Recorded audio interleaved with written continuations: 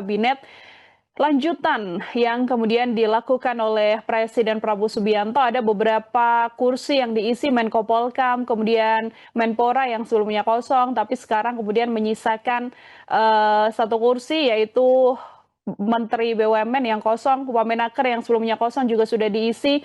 Terkait nama-nama yang kemudian dipilih oleh Presiden Prabowo untuk menduduki kursi yang sempat kosong ini, Bang Efriza silahkan sebagai pengantar, Bang. Iya, apa yang saat ini terjadi, kita bisa melihat bahwa yang pertama saya sampaikan reshuffle kali ini menunjukkan benar-benar Pak Prabowo menunjukkan inilah hak prerogatif dari Presiden Prabowo secara individunya sebagai presiden. Dan yang kedua, kita juga bisa melihat bahwa ini adalah gaya baru dari reshuffle karena reshuffle-nya itu sistemnya berkelanjutan. Dan yang ketiga adalah reshuffle kali ini menunjukkan ini adalah reshuffle ketiga dari Agustus, dari Februari, kemudian 8 September, kemudian kita masuk kepada saat ini 17 September. Jadi sudah ada 3 reshuffle. 3 reshuffle, yang pertama pada Februari itu 1 orang dari Mendikti Saintek, yang kedua ada 5 posisi, dan yang ketiga sekarang ini melanjutkan dan ada yang kosong. Artinya reshuffle kali ini masih berlanjut. Seperti yang tadi Mbak Nila Yurda katakan, Menteri BUMN masih kosong. Dan yang terakhir sebagai pembuka saya ingin sampaikan bahwa menteri-menteri ataupun dari para pejabat yang dilantik oleh Pak Prabowo, jika sudah disentil oleh Pak Prabowo, kemungkinan besar adalah calon dari reshuffle seperti Erick Thohir. Yang kedua adalah kita juga bisa melihat Hasan Nasbi.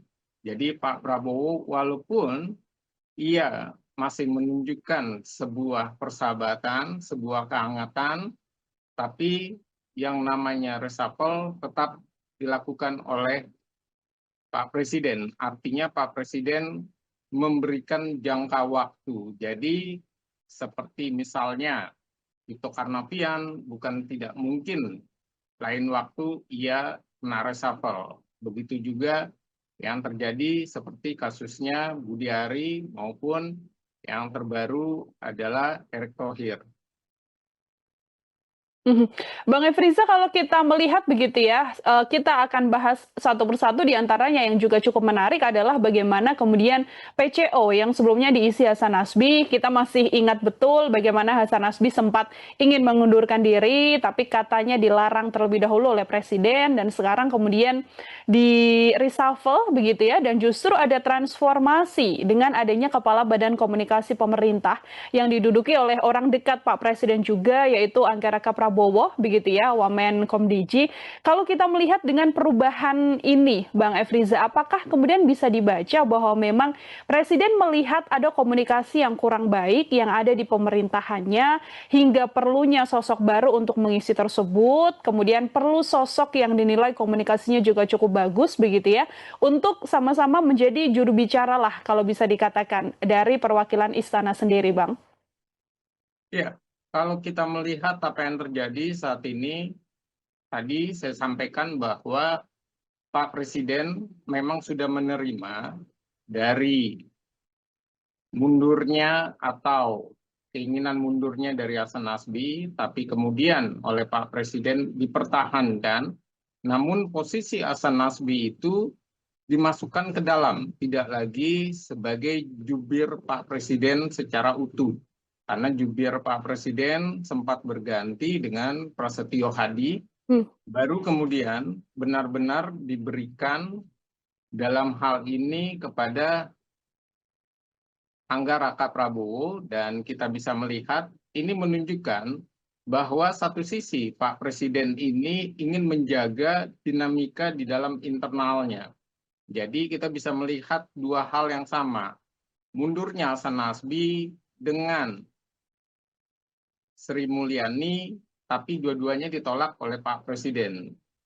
Tidak lama ataupun dalam jangka waktu tertentu, maka mundurnya mereka itu dipersilakan.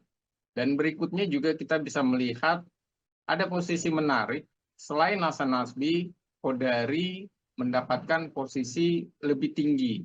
Dari dia wakil, sekarang menjadi staf kepresidenan. Dalam hal ini jelas ada posisi lebih meyakinkan, artinya orang-orang yang sudah berkeringat tetap dihargai oleh Pak Prabowo dan dipikirkan posisinya. Walaupun kita melihat rasa-rasanya Hasan Nasbi ini tidak 100% nanti berada di luar. Kemungkinan besar masih membantu dari Pak Presiden Prabowo, entah sebagai apa, dan posisinya tentu bukan lagi di level tertinggi setingkat menteri ataupun di dalam hal ini di dalam lingkup kepresidenan langsung. Artinya juga apakah kemudian Pak Presiden ini melihat bahwa memang perlu adanya perbaikan begitu ya, Bang Efriza ya, mengenai komunikasi yang selama ini kan banyak juga dikritik oleh publik, baik itu statement yang disampaikan oleh menterinya, yang disampaikan bahkan oleh Kepala PCO-nya Hasan Nasbi yang juga sempat viral beberapa waktu lalu begitu kan, sampai dengan tadi ketika Kepala Staf Kepresidenan yang baru Pak Kodari ini dilantik begitu kan, beliau juga mengatakan akan fokus untuk menjadi jembatan melaporkan kerja-kerja dan menyebarluaskan program-program baik dari pemerintah begitu. Bagaimana Anda melihatnya? Iya, kalau saya melihat jelas bahwa ini adalah upaya secara politik dan ekonomi yang sedang dibangun oleh Pak Presiden. Secara politik dilakukan dengan pertama adalah Pak Presiden Prabowo berusaha berkomunikasi dengan lebih baik kepada masyarakat dengan orang-orang terdekatnya yang dipercaya untuk menjabat. Dan yang kedua, beliau juga menunjukkan aspirasi masyarakat dan keinginan masyarakat itu dipenuhi atau didengar dengan misalnya pergantian-pergantian tersebut. Contoh misalnya pergantian Menteri Koperasi, Budiari. Dan berikutnya juga kita bisa melihat bagaimana Pak Prabowo juga mengetahui kelemahan dari Erick Thohir, Menteri BUMN yang kemudian diganti, yang disorot juga oleh masyarakat. Dan ini artinya secara politik Pak Prabowo mau mendengar, menguatkan posisi dalam hal ini kabinetnya karena menuju 2 tahun dan tentu saja harus orang-orang terdekat yang bisa dipercaya, yang benar-benar mengerti dan satu visi dengan Presiden. Dan yang kedua, beliau juga dalam hal ini secara ekonomi, ia mengangkat orang-orang yang benar-benar bisa untuk menselaraskan visi misi Pak Presiden. Contoh misalnya, kita melihat bagaimana diangkatnya 2 orang dari dalam hal ini untuk Badan Gizi Nasional, dan kita melihat ini artinya jelas posisinya supaya visi misi dari Presiden untuk MBG itu tidak lagi ada sengkarut atau ada masalah di permukaan maupun saat implementasinya. Dan yang kedua adalah jelas bahwa Pak Prabowo juga tidak ingin ada orang-orang yang dalam hal ini berkaitan dengan kolusi maupun dalam hal ini juga terkait dengan nepotisme ataupun lebih besar adalah dalam hal korupsi. Dan ini yang terlihat bagaimana Pak Prabowo mencoba untuk menyelesaikan permasalahan-permasalahan orang-orang tersebut. Dan yang berikutnya secara ekonomi jelas bahwa dikosongkannya BUMN ini artinya ada upaya untuk mensinergikan kira-kira siapa yang cocok, yang pas untuk mensinergikan antara kepentingan investasi, kepentingan ekonomi, dan sisi yang lain kepentingan dari Danantara. Maka ada isunya Roslaini yang coba diperhitungkan. Dan sisi yang lain, hak prerogatif Presiden ini begitu kuat, nama-nama banyak bergaung, namun semuanya itu bisa dihilangkan ataupun diabaikan oleh Pak Presiden dalam hal ini ya. Kita bisa melihat contohnya bagaimana Pak Presiden tidak terburu-buru untuk mencari posisi dalam hal ini menyelesaikan soal Kapolri misalnya, tapi ia berusaha melantik saat ini reformasi kepolisian yang diberikan kesempatan kepada dari Wakapolri sebelumnya. Nah, ini adalah sebuah bukti bahwa Pak Presiden juga sangat legowo ditunjukkan dengan hadirnya Pak Jumari yang kita tahu itu adalah bagian dari orang yang turut serta memberikan rekomendasi pemecatan kepada Pak Prabowo, tapi beliau diangkat oleh Pak Prabowo, diberikan sebagai bintang kehormatan, kemudian beliau dipercaya untuk Menko Polkam. Dan ini artinya ada sinergi yang coba dibangun di politik dan di ekonomi, dan tentu saja di dalam pertahanan dan keamanan itu sendiri. Menyoal soal sosok Menko Polkam yang baru, Bang Efriza, ini kan juga sosoknya adalah cukup dekat juga dengan Pak Presiden, begitu ya. Apakah ini juga menjadi penegasan Pak Prabowo agar insiden yang sempat terjadi kemarin, demonstrasi besar-besaran, begitu ya, ini tidak terjadi kembali dan Pak Prabowo tidak ingin kecolongan akan adanya demonstrasi besar lagi, Bang? Iya, ini yang terjadi kemarin, kerusuhan, demonstrasi yang menyebabkan kericuhan, itu kita bisa mengakui bahwa Pak Prabowo pun jengkel karena tidak adanya sebuah kepekaan atau respon cepat dari Menko Polkam. Kemudian beliau memberikan hal ini kepada Pak Jumari Caniago, dan ini artinya menunjukkan bahwa saat ini Pak Presiden ingin menunjukkan kepemimpinan yang baik, satu, dan yang kedua adalah keseriusan supaya negara kita ini aman, baik dalam pertahanan dan juga dalam soal keamanan. Dan berikutnya adalah ini menunjukkan Pak Prabowo saat ini memberikan kesempatan itu dipegang oleh TNI. Ini menunjukkan satu sisi ada suatu hal yang perlu direformasi dulu di kepolisian, karena perdebatannya kan tentang Menko Polkam itu ada tiga, ada yang menginginkan dari sipil, ada yang menginginkan dari kepolisian, dan tentu saja ada kekhawatiran kalau dari pihak TNI. Namun hal ini terlihat sekali dibantah oleh Pak Prabowo dengan mengangkat Pak Jumari Caniago yang merupakan kader Gerindra dan diberikan posisi yang terhormat. Artinya dia mensinergikan TNI, Polri, dan tentu di dalamnya ada Menhan. Ini semua menjadi satu kesatuan paket yang menarik, sekaligus juga dengan keinginan reformasi Polri. Bisa jadi nanti reshuffle berikutnya kita akan melihat pergantian dari Kapolri, Listio Sigit, yang mungkin saja itu akan masuk di dalam sebuah kerangka bangun yang baru, yang lebih bisa dipercaya oleh masyarakat.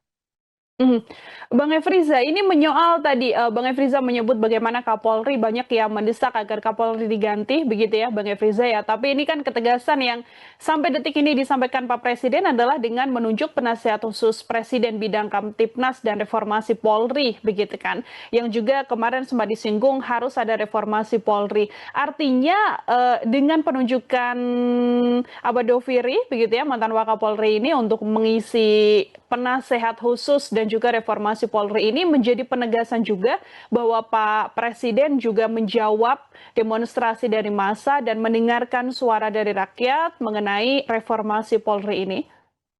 Iya, jelas bahwa Pak Presiden sangat memperhitungkan reformasi Polri, dan kita tahu bahwa Polri saat ini berada di bawahnya Presiden, dan tentu keinginan dari DPR pun sudah didengar bahwa Pak Presiden ini harus terlibat langsung. Namun Saya mengapresiasi bahwa Pak Presiden lebih memilih mengangkat penasehat untuk reformasi Polri salah satunya.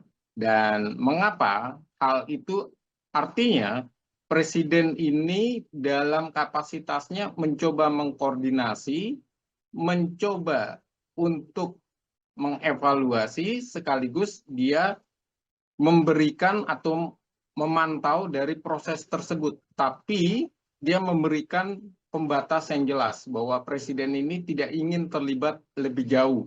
Bahkan menariknya yang diangkat ini adalah orang yang pernah menjabat sebagai Wakapolri. Dan ini artinya jelas institusi kepolisian ini harus dibangun dengan narasi yang pertama dia harus menjadi pengayom bagi masyarakat, yang kedua bagaimana kulturnya itu dibangun dengan lebih baik, jangan sampai ada tindakan-tindakan represif dan juga mengedepankan hak asasi manusia, dan yang ketiga harapannya yang terbesar dari masyarakat, reformasi Polri ini sangat sulit berjalan jika kepalanya atau Kapolrinya itu belum diganti. Dan sepertinya hal ini tidak lama lagi. Rasa-rasanya Pak Presiden ini ingin memberikan sebuah sinergi dulu, mau melihat bagaimana Pak Listio Sigit sebagai Kapolri bisa tidak melakukan sebuah upaya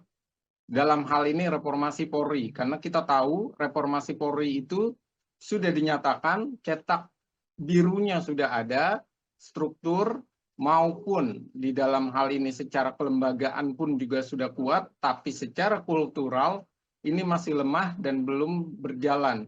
Dan inilah yang juga digelorakan oleh para tokoh agama yang dalam hal ini Gerakan Nurani Bangsa kemarin mereka menyatakan reformasi Polri itu menjadi sebuah hal yang bisa kita katakan semangat bersama dari suatu bangsa. Dan ini kesempatan baik bagi Listio Sigit untuk menunjukkan dirinya tidak partisan, dirinya tidak lagi terkait dengan geng Solo yang sering diperdebatkan, dan juga Listio Sigit menunjukkan reformasi Polri itu bisa meski saat ini ia sebagai Kapolri benar-benar dalam persepsi di masyarakat tidak lagi citranya kuat dan dianggap layak masih memimpin sampai akhir jabatan Kapolrinya. Mhm. Kalau kita membaca bagaimana kemudian, reformasi Polri begitu ya, Bang Efriza ya, dengan desakan yang muncul adalah penggantian Kapolri. Kalau Anda melihatnya apakah sedianya ada urgensi tertentu untuk kemudian mengganti Kapolri, Jenderal Listio Sigit Prabowo, kalau secara kinerja atau seperti apa, Bang?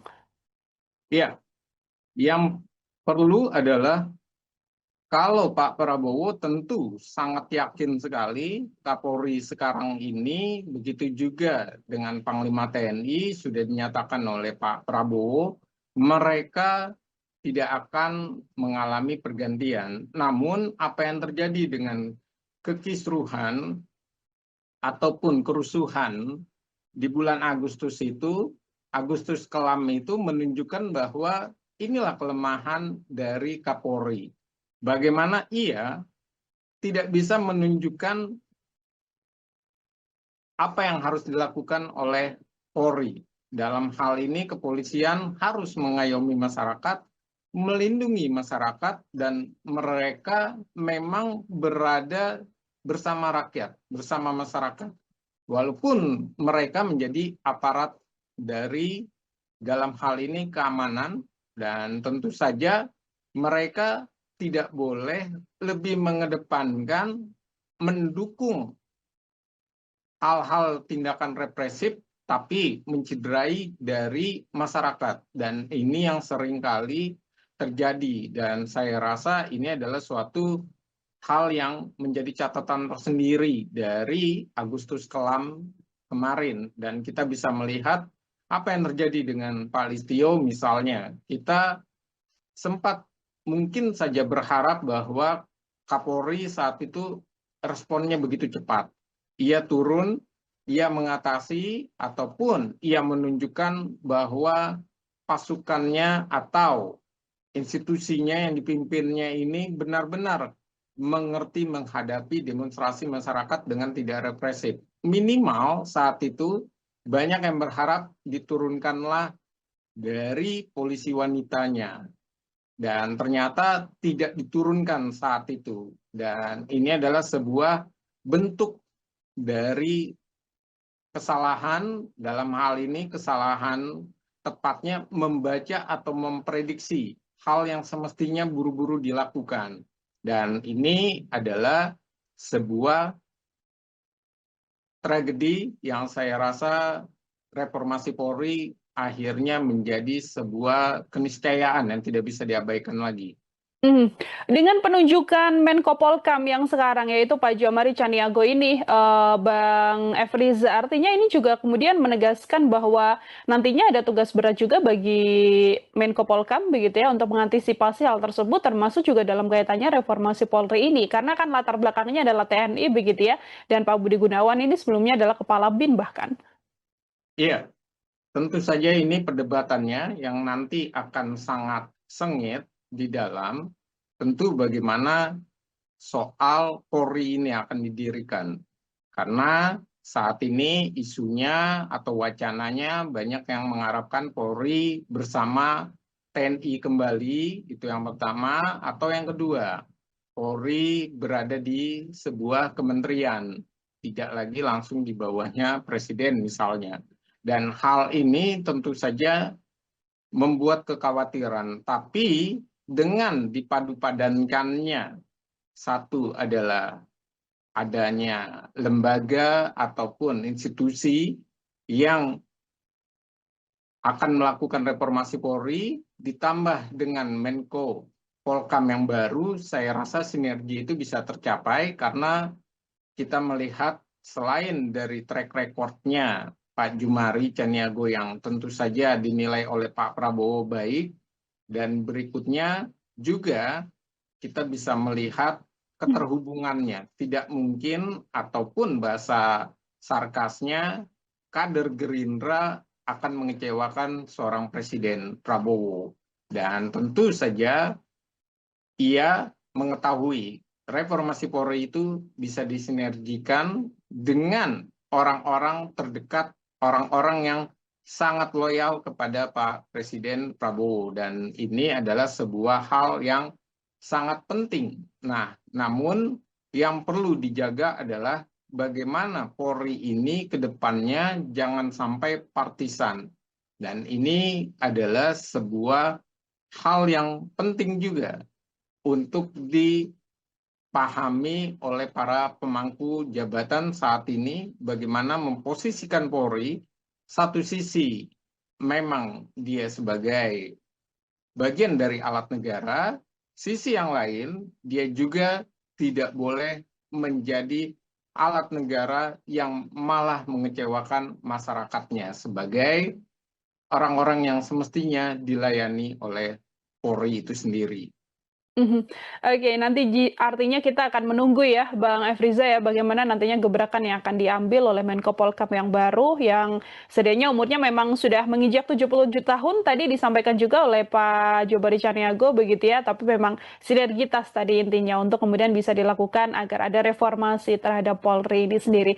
Baik, Bang Efriza, menyoal kekosongan satu menteri, yaitu Menteri BUMN begitu ya, satu kita bisa membaca bahwa ini adalah sinyal bahwa nantinya akan ada reshuffle lanjutan yang berkemungkinan dilakukan oleh Pak Presiden. Pertanyaannya, siapa kemudian kalaupun nanti ada Kementerian BUMN yang bisa dipilih begitu ya, sosok yang paling tepat kalau menurut Bang Efriza yang bisa menempati kursi Menteri BUMN, atau justru ada narasi lain juga muncul adalah peleburan BUMN ini dengan Danantara, Bang Efriza. Mana yang lebih ideal kalau menurut Bang Efriza? Iya, kalau kita melihat apa yang terjadi, kita bisa memahami satu sisi bahwa Pak Presiden ini banyak yang memperkirakan reshuffle ini dalam situasi yang tidak tenang. Reshuffle ini benar-benar dalam perhitungan yang satu sisi proposisi ataupun proporsional dari partai politik itu benar-benar diperhitungkan, itu yang pertama. Dan yang kedua, kita juga melihat bagaimana reshuffle kelanjutannya. Nah, hal yang terkait dengan Menteri BUMN ini jelas awal mulanya ini karena kegagalan dari BUMN itu sendiri untuk digeliatkan.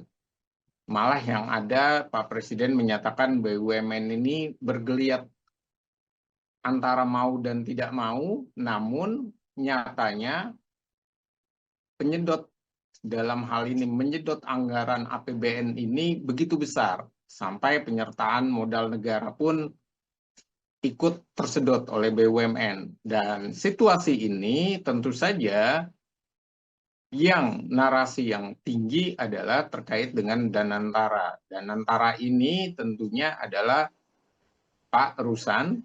Dalam hal ini, Rusan ini kita tahu dia bagian dari Wakil Menteri BUMN sebelumnya. Dia adalah tim dari kampanye Prabowo Gibran dan dia adalah pengelola dari Danantara, namun persoalannya adalah rasa-rasanya Pak Prabowo juga memikirkan kalau ditinggalkan posisi investasi yang dipegang oleh Pak Rusan ini, situasinya seperti apa. Dan hal inilah yang kemudian diperhitungkan pula oleh Pak Prabowo. Karena satu sisi kalau dinaikkan lagi dari Gerindra juga menjadi sebuah hal yang mengesankan seluruh partai politik ini terkesan tidak punya kekuatan yang besar selain partainya Pak Prabowo. Nah, ini adalah suatu hal yang juga dilematis. Inilah kenapa misalnya kita mengetahui ketika posisi dari Abdul Qadir Kading yang kemudian diganti dan kemudian masuk sekarang Federica dalam hal ini juga sebagai Wamenkop menggantikan Ferry Julianto, dan ini adalah gambaran bagaimana keseimbangan dari hal tersebut dan mengapa misalnya dari Erick Thohir ini kemudian ditaruh di Menpora, dan itu juga keseimbangan dalam hal ini tentang proporsi ataupun dalam hal ini proporsionalnya dari Pak Jokowi orang-orangnya, dan kita melihat pergeseran-pergeseran itu jangan sampai membahayakan posisi dari Pak Presiden, karena saat ini Pak Presiden masih belum menempatkan dua partai politik di dalam pemerintahannya, yaitu Nasdem yang satu, yang kedua adalah PDI Perjuangan. Hal ini kalkulasinya masih tinggi dan kemungkinan besar saya melihat Pak Rusan dalam hal ini, Rusan Ruslaini ini bisa masuk ke dalam dan ia bisa dipercaya, namun lagi-lagi tentu kalau hal itu harus diambil, maka partai mana yang harus menempati posisinya Menteri Investasi misalnya, ataupun di dalam Kementerian Investasi itu sendiri yang ditinggalkannya. Dan ini artinya hitung-hitungan itu betul-betul diperhitungkan sekali oleh Pak Prabowo. Karena kalau tidak, yang ada dengan polanya yang sifatnya tidak langsung menyeluruh, tapi bertahap, ini bisa menimbulkan gejolak nantinya di masyarakat maupun di perpolitikan. Itulah kemudian mengapa Pak Presiden tidak buru-buru begitu ya, Bang Efriza ya, kalaupun harus menempatkan seseorang di posisi-posisi yang kosong. Seperti kemarin kita lihat Menko Polkam dan juga Menpora, ya dibiarkan kosong terlebih dahulu sebelum akhirnya kemudian diisi oleh sosok yang baru. Terakhir dari saya, Bang Efriza, masih beberapa banyak nama-nama di Kementerian Presiden Prabowo Gibran ini yang publik menilainya bekerjanya masih kurang bagus begitu ya, atau bahkan tidak punya sumbangsi yang cukup besar juga bagi kabinet. Kira-kira kalau nama-nama yang berpotensi secara kinerja kemudian bisa di-reshuffle atau diganti oleh Presiden Prabowo, siapa saja, Bang? Ya, kalau berbicara siapa yang bisa diganti, tentu Pak Tito Karnavian sudah tersorot dan sempat juga dia mendapatkan sentilan dalam tanda kutip oleh Pak Prabowo, dan seperti yang tadi saya katakan di awal, siapa yang mendapatkan sentilan dari Pak Prabowo artinya dia sedang tidak baik-baik saja. Dalam hal ini dia diberikan kesempatan untuk memperbaikinya. Yang kedua tentu ada pos Menteri BUMN, dan yang ketiga tentunya nanti geser ataupun dalam hal ini upaya-upaya untuk memindahkan itu tentu ada konsekuensi. Contoh misalnya saja, ketika Golkar mendapatkan Menteri P2MI yang ditinggalkan oleh PKB, maka posisi PKB tetap. Walaupun posisinya dulu 2 menteri dengan 1 wamen, sekarang tidak, 1 menteri dengan 2 wamen. Dan ini artinya ada hitung-hitungan yang terus-menerus dijaga oleh Pak Prabowo. Dan ini pula yang diperlihatkan oleh Pak Prabowo bagaimana ia lebih menjaga situasi tersebut. Dan begitu juga, ia tidak mungkin tiba-tiba memperbesar, dalam hal ini adalah jatah dari menteri profesional misalnya. Tiba-tiba diperbesar, ditinggikan, namun lagi-lagi kata kuncinya orang-orang yang dipilih oleh Pak Prabowo adalah orang-orang yang benar-benar berkeringat sama Pak Prabowo, loyalitasnya luar biasa tinggi, dan tentu saja yang paling mengagetkan, saya rasa ini sangatlah tidak mungkin kalau seandainya benar-benar dilakukan, kalau ada pertarungan antara geng Solo yang dikatakan kalau Menteri Pratikno itu diganti. Itu sangat-sangat berbahaya karena sudah dinyatakan oleh Pak Jokowi 12 menteri yang dulu diangkat oleh Pak Jokowi kemudian melanjutkan ke Pak Prabowo, mereka itu dalam posisi yang tetap hak prerogatif itu di tangannya Pak Prabowo. Hanya saja 1 menteri yang dibawa, diusulkan oleh Pak Jokowi kepada Pak Presiden Prabowo, yaitu adalah Pratikno. Jadi saya rasa soal geng Solo itu dengan narasi apa yang dikatakan oleh Pak Jokowi ini memperlihatkan narasi tentang geng Solo itu tidak benar-benar menjadi pemicu dari reshuffle ini. Tapi yang menjadi pemicu reshuffle ini adalah pembersihan dari situasi secara politik, bagaimana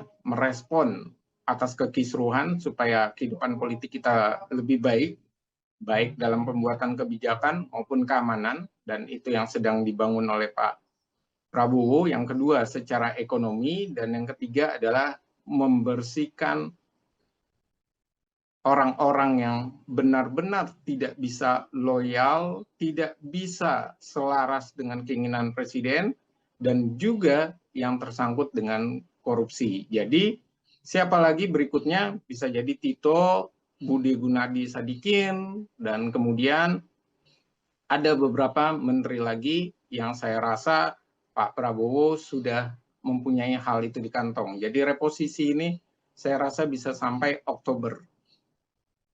Oke, kita akan melihat nanti ya bagaimana kemudian reshuffle lanjutan karena reshuffle kabinet lanjutan yang kemudian dilakukan oleh Presiden Prabowo Subianto. Ada beberapa kursi yang diisi Menko Polkam, kemudian Menpora yang sebelumnya kosong, tapi sekarang kemudian menyisakan 1 kursi yaitu Menteri BUMN yang kosong, Wamenaker yang sebelumnya kosong juga sudah diisi.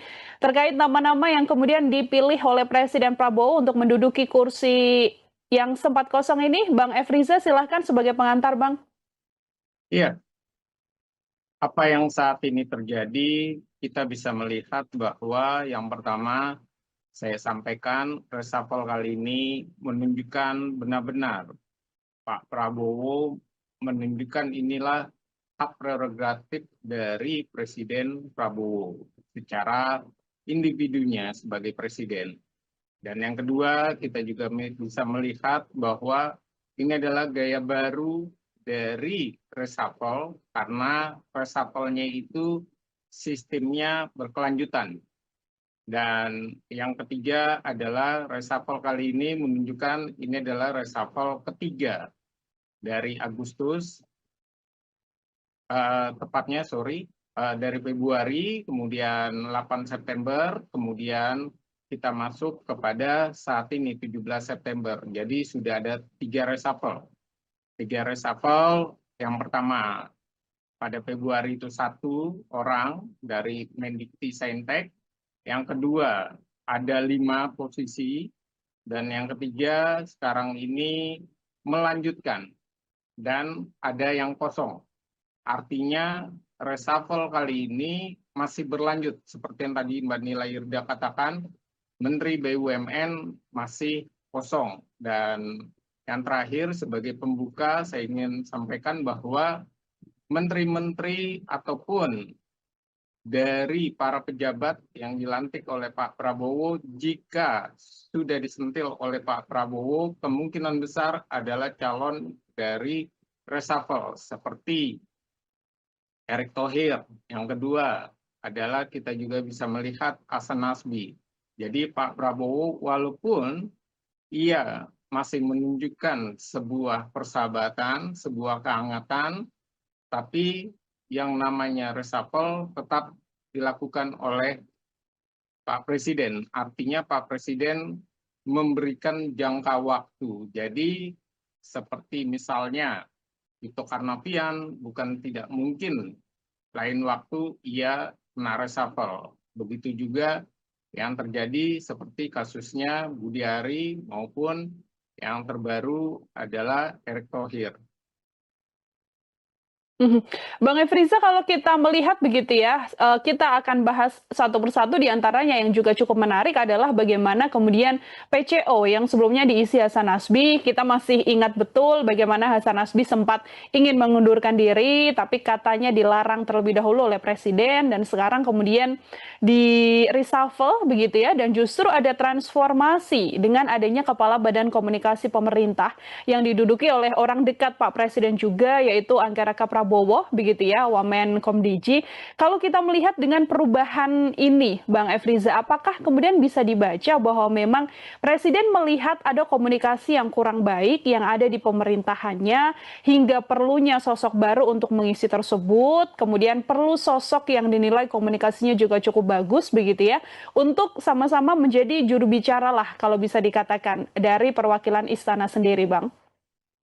Ya, kalau kita melihat apa yang terjadi saat ini, tadi saya sampaikan bahwa Pak Presiden memang sudah menerima dari mundurnya atau keinginan mundurnya dari Hasan Nasbi, tapi kemudian oleh Pak Presiden dipertahankan, namun posisi Hasan Nasbi itu dimasukkan ke dalam, tidak lagi sebagai jubir Pak Presiden secara utuh. Karena jubir Pak Presiden sempat berganti dengan Prasetyo Hadi, baru kemudian benar-benar diberikan dalam hal ini kepada Angga Raka Prabowo, dan kita bisa melihat ini menunjukkan bahwa satu sisi Pak Presiden ini ingin menjaga dinamika di dalam internalnya. Jadi kita bisa melihat dua hal yang sama. Mundurnya Hasan Nasbi dengan Sri Mulyani, tapi dua-duanya ditolak oleh Pak Presiden. Tidak lama ataupun dalam jangka waktu tertentu, maka mundurnya mereka itu dipersilakan. Dan berikutnya juga kita bisa melihat ada posisi menarik, selain Hasan Nasbi, Kodari mendapatkan posisi lebih tinggi. Dari dia wakil sekarang menjadi staf kepresidenan, dalam hal ini jelas ada posisi lebih meyakinkan, artinya orang-orang yang sudah berkeringat tetap dihargai oleh Pak Prabowo dan dipikirkan posisinya. Walaupun kita melihat rasa-rasanya Hasan Nasbi ini tidak 100% nanti berada di luar. Kemungkinan besar masih membantu dari Pak Presiden Prabowo, entah sebagai apa, dan posisinya tentu bukan lagi di level tertinggi setingkat menteri ataupun di dalam hal ini di dalam lingkup kepresidenan langsung. Mhm. Artinya juga apakah kemudian Pak Presiden ini melihat bahwa memang perlu adanya perbaikan begitu ya, Bang Efriza ya, mengenai komunikasi yang selama ini kan banyak juga dikritik oleh publik, baik itu statement yang disampaikan oleh menterinya, yang disampaikan bahkan oleh Kepala PCO-nya Hasan Nasbi yang juga sempat viral beberapa waktu lalu begitu kan, sampai dengan tadi ketika Kepala Staf Kepresidenan yang baru Pak Kodari ini dilantik begitu kan, beliau juga mengatakan akan fokus untuk menjadi jembatan melaporkan kerja-kerja dan menyebarluaskan program-program baik dari pemerintah begitu. Bagaimana Anda melihatnya? Iya, kalau saya melihat jelas bahwa ini adalah upaya secara politik dan ekonomi yang sedang dibangun oleh Pak Presiden. Secara politik dilakukan dengan pertama adalah Pak Presiden Prabowo berusaha berkomunikasi dengan lebih baik kepada masyarakat dengan orang-orang terdekatnya yang dipercaya untuk menjabat. Dan yang kedua, beliau juga menunjukkan aspirasi masyarakat dan keinginan masyarakat itu dipenuhi atau didengar dengan misalnya pergantian-pergantian tersebut. Contoh misalnya pergantian Menteri Koperasi, Budiari. Dan berikutnya juga kita bisa melihat bagaimana Pak Prabowo juga mengetahui kelemahan dari Erick Thohir, Menteri BUMN yang kemudian diganti, yang disorot juga oleh masyarakat. Dan ini artinya secara politik Pak Prabowo mau mendengar, menguatkan posisi dalam hal ini kabinetnya karena menuju 2 tahun dan tentu saja harus orang-orang terdekat yang bisa dipercaya, yang benar-benar mengerti dan satu visi dengan Presiden. Dan yang kedua, beliau juga dalam hal ini secara ekonomi, ia mengangkat orang-orang yang benar-benar bisa untuk menselaraskan visi misi Pak Presiden. Contoh misalnya, kita melihat bagaimana diangkatnya 2 orang dari dalam hal ini untuk Badan Gizi Nasional, dan kita melihat ini artinya jelas posisinya supaya visi misi dari Presiden untuk MBG itu tidak lagi ada sengkarut atau ada masalah di permukaan maupun saat implementasinya. Dan yang kedua adalah jelas bahwa Pak Prabowo juga tidak ingin ada orang-orang yang dalam hal ini berkaitan dengan kolusi maupun dalam hal ini juga terkait dengan nepotisme ataupun lebih besar adalah dalam hal korupsi. Dan ini yang terlihat bagaimana Pak Prabowo mencoba untuk menyelesaikan permasalahan-permasalahan orang-orang tersebut. Dan yang berikutnya secara ekonomi jelas bahwa dikosongkannya BUMN ini artinya ada upaya untuk mensinergikan. Kira-kira siapa yang cocok, yang pas untuk mensinergikan antara kepentingan investasi, kepentingan ekonomi, dan sisi yang lain kepentingan dari Danantara. Maka ada isunya Rosan, Roslaini yang coba diperhitungkan. Dan sisi yang lain, hak prerogatif Presiden ini begitu kuat, nama-nama banyak bergaung, namun semuanya itu bisa dihilangkan ataupun diabaikan oleh Pak Presiden dalam hal ini ya.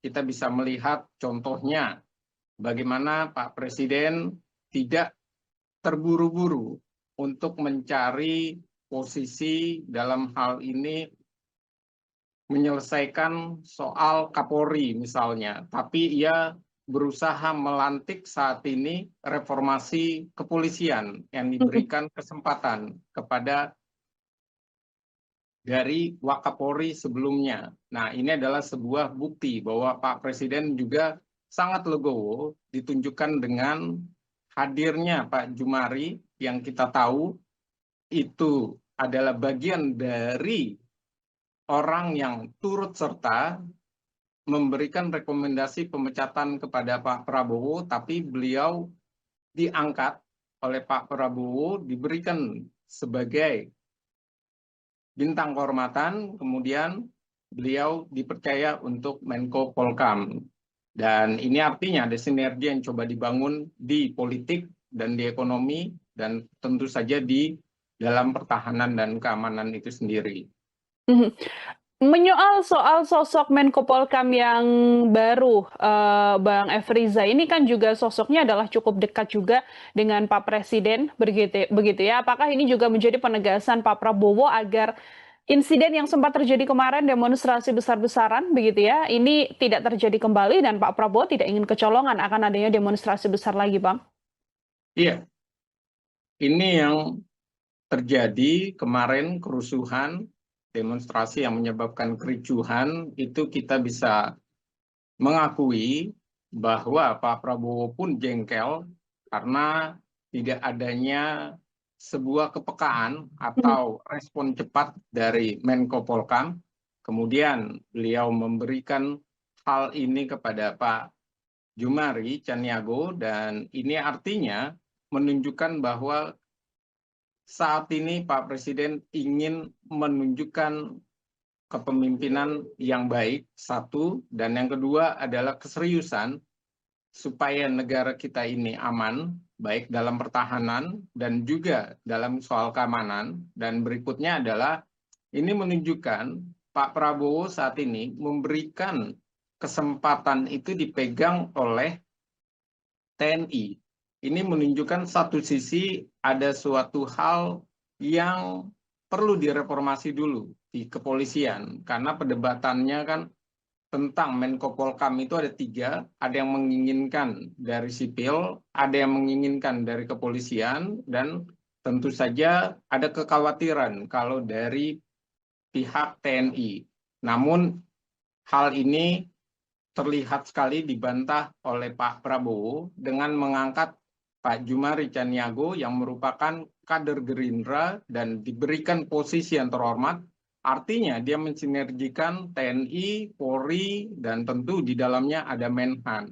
Ini semua menjadi satu kesatuan paket yang menarik sekaligus juga dengan keinginan reformasi Polri. Bisa jadi nanti reshuffle berikutnya kita akan melihat pergantian dari Kapolri Listio Sigit yang mungkin saja itu akan masuk di dalam sebuah kerangka bangun yang baru yang lebih bisa dipercaya oleh masyarakat. Mhm. Bang Efriza, ini menyoal tadi, Bang Efriza menyebut bagaimana Kapolri banyak yang mendesak agar Kapolri diganti, begitu ya Bang Efriza ya. Tapi ini kan ketegasan yang sampai detik ini disampaikan Pak Presiden adalah dengan menunjuk penasihat khusus Presiden bidang Kamtipnas dan reformasi Polri, begitu kan. Yang juga kemarin sempat disinggung harus ada reformasi Polri. Artinya dengan penunjukan Abadoviri, begitu ya, mantan Wakapolri ini untuk mengisi penasehat khusus dan juga reformasi Polri ini menjadi penegasan juga bahwa Pak Presiden juga menjawab demonstrasi dari massa dan mendengarkan suara dari rakyat mengenai reformasi Polri ini. Ya, jelas bahwa Pak Presiden sangat memperhitungkan reformasi Polri dan kita tahu bahwa Polri saat ini berada di bawahnya Presiden dan tentu keinginan dari DPR pun sudah didengar bahwa Pak Presiden ini harus terlibat langsung. Namun saya mengapresiasi bahwa Pak Presiden lebih memilih mengangkat penasehat untuk reformasi Polri salah satunya. Dan mengapa hal itu artinya Presiden ini dalam kapasitasnya mencoba mengkoordinasi, mencoba untuk mengevaluasi sekaligus dia memberikan atau memantau dari proses tersebut. Tapi dia memberikan pembatas yang jelas bahwa presiden ini tidak ingin terlibat lebih jauh. Bahkan menariknya yang diangkat ini adalah orang yang pernah menjabat sebagai Wakapolri. Dan ini artinya jelas institusi kepolisian ini harus dibangun dengan narasi yang pertama dia harus menjadi pengayom bagi masyarakat, yang kedua bagaimana kulturnya itu dibangun dengan lebih baik, jangan sampai ada tindakan-tindakan represif dan juga mengedepankan hak asasi manusia, dan yang ketiga harapannya yang terbesar dari masyarakat reformasi Polri ini sangat sulit berjalan jika kepalanya atau Kapolrinya itu belum diganti. Dan sepertinya hal ini tidak lama lagi. Rasa-rasanya Pak Presiden ini ingin memberikan sebuah sinergi dulu, mau melihat bagaimana Pak Listio Sigit sebagai Kapolri bisa tidak melakukan sebuah upaya dalam hal ini reformasi Polri. Karena kita tahu reformasi Polri itu sudah dinyatakan, cetak birunya sudah ada, struktur maupun di dalam hal ini secara kelembagaan pun juga sudah kuat, tapi secara kultural ini masih lemah dan belum berjalan. Dan inilah yang juga digelorakan oleh para tokoh agama yang dalam hal ini Gerakan Nurani Bangsa kemarin mereka menyatakan reformasi Polri itu menjadi sebuah hal yang bisa kita katakan semangat bersama dari suatu bangsa. Dan ini kesempatan baik bagi Listio Sigit untuk menunjukkan dirinya tidak partisan, dirinya tidak lagi terkait dengan geng Solo yang sering diperdebatkan, dan juga Listio Sigit menunjukkan reformasi Polri itu bisa, meski saat ini ia sebagai Kapolri benar-benar dalam persepsi di masyarakat tidak lagi citranya kuat dan dianggap layak masih memimpin sampai akhir jabatan Kapolrinya. Kalau kita membaca bagaimana kemudian reformasi Polri begitu ya, Bang Efriza ya, dengan desakan yang muncul adalah penggantian Kapolri. Kalau Anda melihatnya, apakah sedianya ada urgensi tertentu untuk kemudian mengganti Kapolri, Jenderal Listio Sigit Prabowo, kalau secara kinerja atau seperti apa, Bang? Ya, yang perlu adalah kalau Pak Prabowo tentu sangat yakin sekali Kapolri sekarang ini, begitu juga dengan Panglima TNI sudah dinyatakan oleh Pak Prabowo, mereka tidak akan mengalami pergantian. Namun apa yang terjadi dengan kekisruhan ataupun kerusuhan di bulan Agustus itu, Agustus kelam itu menunjukkan bahwa inilah kelemahan dari Kapolri. Bagaimana ia tidak bisa menunjukkan apa yang harus dilakukan oleh Polri. Dalam hal ini kepolisian harus mengayomi masyarakat, melindungi masyarakat, dan mereka memang berada bersama rakyat, bersama masyarakat. Walaupun mereka menjadi aparat dari dalam hal ini keamanan, dan tentu saja mereka tidak boleh lebih mengedepankan mendukung hal-hal tindakan represif tapi mencederai dari masyarakat. Dan ini yang seringkali terjadi, dan saya rasa ini adalah suatu hal yang menjadi catatan tersendiri dari Agustus kelam kemarin. Dan kita bisa melihat apa yang terjadi dengan Pak Listio misalnya. Kita sempat mungkin saja berharap bahwa Kapolri saat itu responnya begitu cepat. Ia turun, ia mengatasi, ataupun ia menunjukkan bahwa pasukannya atau institusinya yang dipimpinnya ini benar-benar mengerti menghadapi demonstrasi masyarakat dengan tidak represif. Minimal saat itu banyak yang berharap diturunkanlah dari polisi wanitanya. Dan ternyata tidak diturunkan saat itu. Dan ini adalah sebuah bentuk dari kesalahan, dalam hal ini kesalahan tepatnya membaca atau memprediksi hal yang semestinya buru-buru dilakukan. Dan ini adalah sebuah tragedi yang saya rasa reformasi Polri akhirnya menjadi sebuah keniscayaan yang tidak bisa diabaikan lagi. Mhm. Dengan penunjukan Menko Polkam yang sekarang yaitu Pak Jomari Caniago ini, Bang Efriza, artinya ini juga kemudian menegaskan bahwa nantinya ada tugas berat juga bagi Menko Polkam begitu ya untuk mengantisipasi hal tersebut termasuk juga dalam kaitannya reformasi Polri ini karena kan latar belakangnya adalah TNI begitu ya dan Pak Budi Gunawan ini sebelumnya adalah Kepala BIN bahkan. Iya, tentu saja ini perdebatannya yang nanti akan sangat sengit di dalam tentu bagaimana soal Polri ini akan didirikan. Karena saat ini isunya atau wacananya banyak yang mengharapkan Polri bersama TNI kembali, itu yang pertama, atau yang kedua, Polri berada di sebuah kementerian, tidak lagi langsung di bawahnya Presiden misalnya.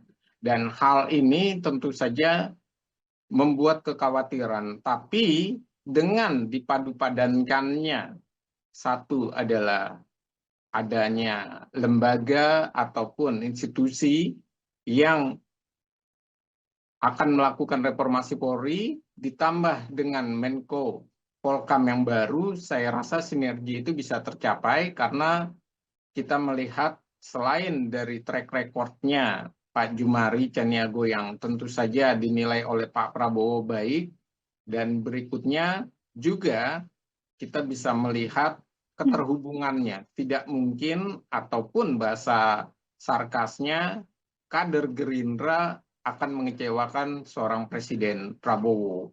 Dan tentu saja ia mengetahui reformasi Polri itu bisa disinergikan dengan orang-orang terdekat, orang-orang yang sangat loyal kepada Pak Presiden Prabowo. Dan ini adalah sebuah hal yang sangat penting. Nah, namun yang perlu dijaga adalah bagaimana Polri ini ke depannya jangan sampai partisan. Dan ini adalah sebuah hal yang penting juga untuk dipahami oleh para pemangku jabatan saat ini, bagaimana memposisikan Polri. Satu sisi memang dia sebagai bagian dari alat negara, sisi yang lain dia juga tidak boleh menjadi alat negara yang malah mengecewakan masyarakatnya sebagai orang-orang yang semestinya dilayani oleh Polri itu sendiri. Mhm. Oke, nanti artinya kita akan menunggu ya, Bang Efriza ya, bagaimana nantinya gebrakan yang akan diambil oleh Menko Polkam yang baru, yang sedianya umurnya memang sudah menginjak 77 tahun, tadi disampaikan juga oleh Pak Jobari Caniago begitu ya, tapi memang sinergitas tadi intinya untuk kemudian bisa dilakukan agar ada reformasi terhadap Polri ini sendiri. Baik, Bang Efriza, menyoal kekosongan satu menteri, yaitu Menteri BUMN begitu ya, satu kita bisa membaca bahwa ini adalah sinyal bahwa nantinya akan ada reshuffle lanjutan yang berkemungkinan dilakukan oleh Pak Presiden. Pertanyaannya, siapa kemudian kalaupun nanti ada Kementerian BUMN yang bisa dipilih begitu ya, sosok yang paling tepat kalau menurut Bang Efriza yang bisa menempati kursi Menteri BUMN, atau justru ada narasi lain juga muncul adalah peleburan BUMN ini dengan Danantara, Bang Efriza. Mana yang lebih ideal kalau menurut Bang Efriza? Iya, kalau kita melihat apa yang terjadi, kita bisa memahami satu sisi bahwa Pak Presiden ini banyak yang memperkirakan reshuffle ini dalam situasi yang tidak tenang. Reshuffle ini benar-benar dalam perhitungan yang satu sisi proposisi ataupun proporsional dari partai politik itu benar-benar diperhitungkan, itu yang pertama. Dan yang kedua, kita juga melihat bagaimana reshuffle kelanjutannya. Nah, hal yang terkait dengan Menteri BUMN ini jelas awal mulanya ini karena kegagalan dari BUMN itu sendiri untuk digeliatkan. Malah yang ada Pak Presiden menyatakan BUMN ini bergeliat antara mau dan tidak mau, namun nyatanya penyedot dalam hal ini menyedot anggaran APBN ini begitu besar sampai penyertaan modal negara pun ikut tersedot oleh BUMN. Dan situasi ini tentu saja yang narasi yang tinggi adalah terkait dengan Danantara. Danantara ini tentunya adalah Pak Rusan. Dalam hal ini, Rusan ini kita tahu dia bagian dari Wakil Menteri BUMN sebelumnya. Dia adalah tim dari kampanye Prabowo Gibran dan dia adalah pengelola dari Danantara, namun persoalannya adalah rasa-rasanya Pak Prabowo juga memikirkan kalau ditinggalkan posisi investasi yang dipegang oleh Pak Rusan ini, situasinya seperti apa. Dan hal inilah yang kemudian diperhitungkan pula oleh Pak Prabowo. Karena satu sisi kalau dinaikkan lagi dari Gerindra juga menjadi sebuah hal yang mengesankan seluruh partai politik ini terkesan tidak punya kekuatan yang besar selain partainya Pak Prabowo. Nah, ini adalah suatu hal yang juga dilematis. Inilah kenapa misalnya kita mengetahui ketika posisi dari Abdul Qadir Kading yang kemudian diganti dan kemudian masuk sekarang Federica dalam hal ini juga sebagai Wamenkop menggantikan Ferry Julianto, dan ini adalah gambaran bagaimana keseimbangan dari hal tersebut dan mengapa misalnya dari Erick Thohir ini kemudian ditaruh di Menpora, dan itu juga keseimbangan dalam hal ini tentang proporsi ataupun dalam hal ini proporsionalnya dari Pak Jokowi orang-orangnya, dan kita melihat pergeseran-pergeseran itu jangan sampai membahayakan posisi dari Pak Presiden, karena saat ini Pak Presiden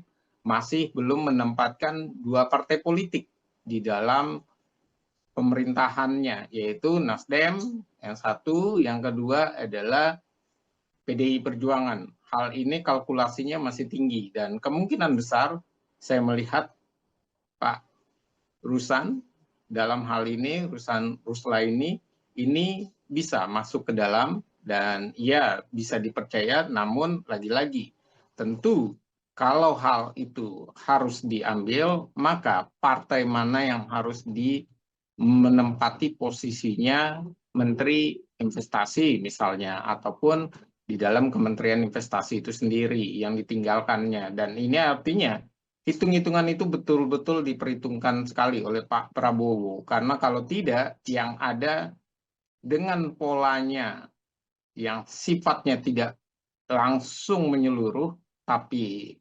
bertahap, ini bisa menimbulkan gejolak nantinya di masyarakat maupun di perpolitikan. Itulah kemudian mengapa Pak Presiden tidak buru-buru begitu ya, Bang Efriza ya, kalaupun harus menempatkan seseorang di posisi-posisi yang kosong. Seperti kemarin kita lihat Menko Polkam dan juga Menpora, ya dibiarkan kosong terlebih dahulu sebelum akhirnya kemudian diisi oleh sosok yang baru. Terakhir dari saya, Bang Efriza, masih beberapa banyak nama-nama di Kementerian Presiden Prabowo Gibran ini yang publik menilainya bekerjanya masih kurang bagus begitu ya, atau bahkan tidak punya sumbangsi yang cukup besar juga bagi kabinet. Kira-kira kalau nama-nama yang berpotensi secara kinerja kemudian bisa di-reshuffle atau diganti oleh Presiden Prabowo, siapa saja, Bang? Ya, kalau berbicara siapa yang bisa diganti, tentu Pak Tito Karnavian sudah tersorot dan sempat juga dia mendapatkan sentilan dalam tanda kutip oleh Pak Prabowo, dan seperti yang tadi saya katakan di awal, siapa yang mendapatkan sentilan dari Pak Prabowo artinya dia sedang tidak baik-baik saja.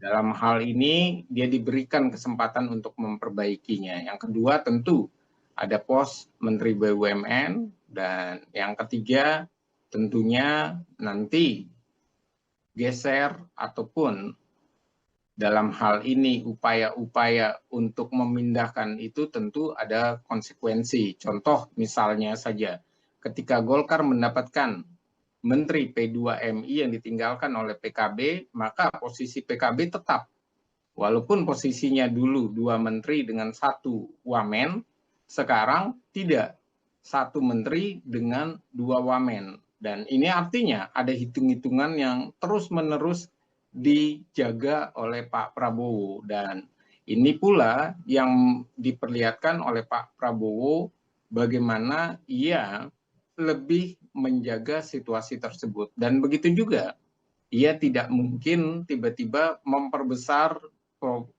dalam hal ini adalah jatah dari menteri profesional misalnya. Tiba-tiba diperbesar, ditinggikan, namun lagi-lagi kata kuncinya orang-orang yang dipilih oleh Pak Prabowo adalah orang-orang yang benar-benar berkeringat sama Pak Prabowo, loyalitasnya luar biasa tinggi, dan tentu saja yang paling mengagetkan, saya rasa ini sangatlah tidak mungkin kalau seandainya benar-benar dilakukan, kalau ada pertarungan antara geng Solo yang dikatakan kalau Menteri Pratikno itu diganti. Itu sangat-sangat berbahaya karena sudah dinyatakan oleh Pak Jokowi 12 menteri yang dulu diangkat oleh Pak Jokowi kemudian melanjutkan ke Pak Prabowo, mereka itu dalam posisi yang tetap hak prerogatif itu di tangannya Pak Prabowo. Hanya saja 1 menteri yang diusulkan oleh Pak Jokowi kepada Pak Presiden Prabowo, yaitu adalah Pratikno. Jadi saya rasa soal geng Solo itu dengan narasi apa yang dikatakan oleh Pak Jokowi, ini memperlihatkan narasi tentang geng Solo itu tidak benar-benar menjadi pemicu dari reshuffle ini. Tapi yang menjadi pemicu reshuffle ini adalah pembersihan dari situasi secara politik, bagaimana merespon atas kekisruhan supaya kehidupan politik kita lebih baik, baik dalam pembuatan kebijakan maupun keamanan, dan itu yang sedang dibangun oleh Pak Prabowo. Yang kedua secara ekonomi, dan yang ketiga adalah membersihkan orang-orang yang benar-benar tidak bisa loyal, tidak bisa selaras dengan keinginan presiden, dan juga yang tersangkut dengan korupsi. Jadi siapa lagi berikutnya? Bisa jadi Tito, Budi Gunadi Sadikin, dan kemudian ada beberapa menteri lagi yang saya rasa Pak Prabowo sudah mempunyai hal itu di kantong. Jadi reposisi ini saya rasa bisa sampai Oktober. Oke, kita akan melihat nanti ya bagaimana kemudian reshuffle lanjutan karena reshuffle kabinet lanjutan yang kemudian dilakukan oleh Presiden Prabowo Subianto. Ada beberapa kursi yang diisi Menko Polkam, kemudian Menpora yang sebelumnya kosong, tapi sekarang kemudian menyisakan 1 kursi yaitu Menteri BUMN yang kosong, Wamenaker yang sebelumnya kosong juga sudah diisi. Terkait nama-nama yang kemudian dipilih oleh Presiden Prabowo untuk menduduki kursi yang sempat kosong ini, Bang Efriza silahkan sebagai pengantar, Bang. Iya, apa yang saat ini terjadi, kita bisa melihat bahwa yang pertama saya sampaikan reshuffle kali ini menunjukkan benar-benar Pak Prabowo menunjukkan inilah hak prerogatif dari Presiden Prabowo secara individunya sebagai presiden. Dan yang kedua, kita juga bisa melihat bahwa ini adalah gaya baru dari reshuffle karena reshuffle-nya itu sistemnya berkelanjutan. Dan yang ketiga adalah reshuffle kali ini menunjukkan ini adalah reshuffle ketiga dari Agustus, dari Februari, kemudian 8 September, kemudian kita masuk kepada saat ini 17 September. Jadi sudah ada 3 reshuffle. 3 reshuffle, yang pertama pada Februari itu 1 orang dari Mendikti Saintek, yang kedua ada 5 posisi, dan yang ketiga sekarang ini melanjutkan dan ada yang kosong. Artinya reshuffle kali ini masih berlanjut seperti yang tadi Mbak Nila Yurda katakan, Menteri BUMN masih kosong. Dan yang terakhir sebagai pembuka saya ingin sampaikan bahwa menteri-menteri ataupun dari para pejabat yang dilantik oleh Pak Prabowo, jika sudah disentil oleh Pak Prabowo, kemungkinan besar adalah calon dari reshuffle seperti Erick Thohir. Yang kedua adalah kita juga bisa melihat Hasan Nasbi.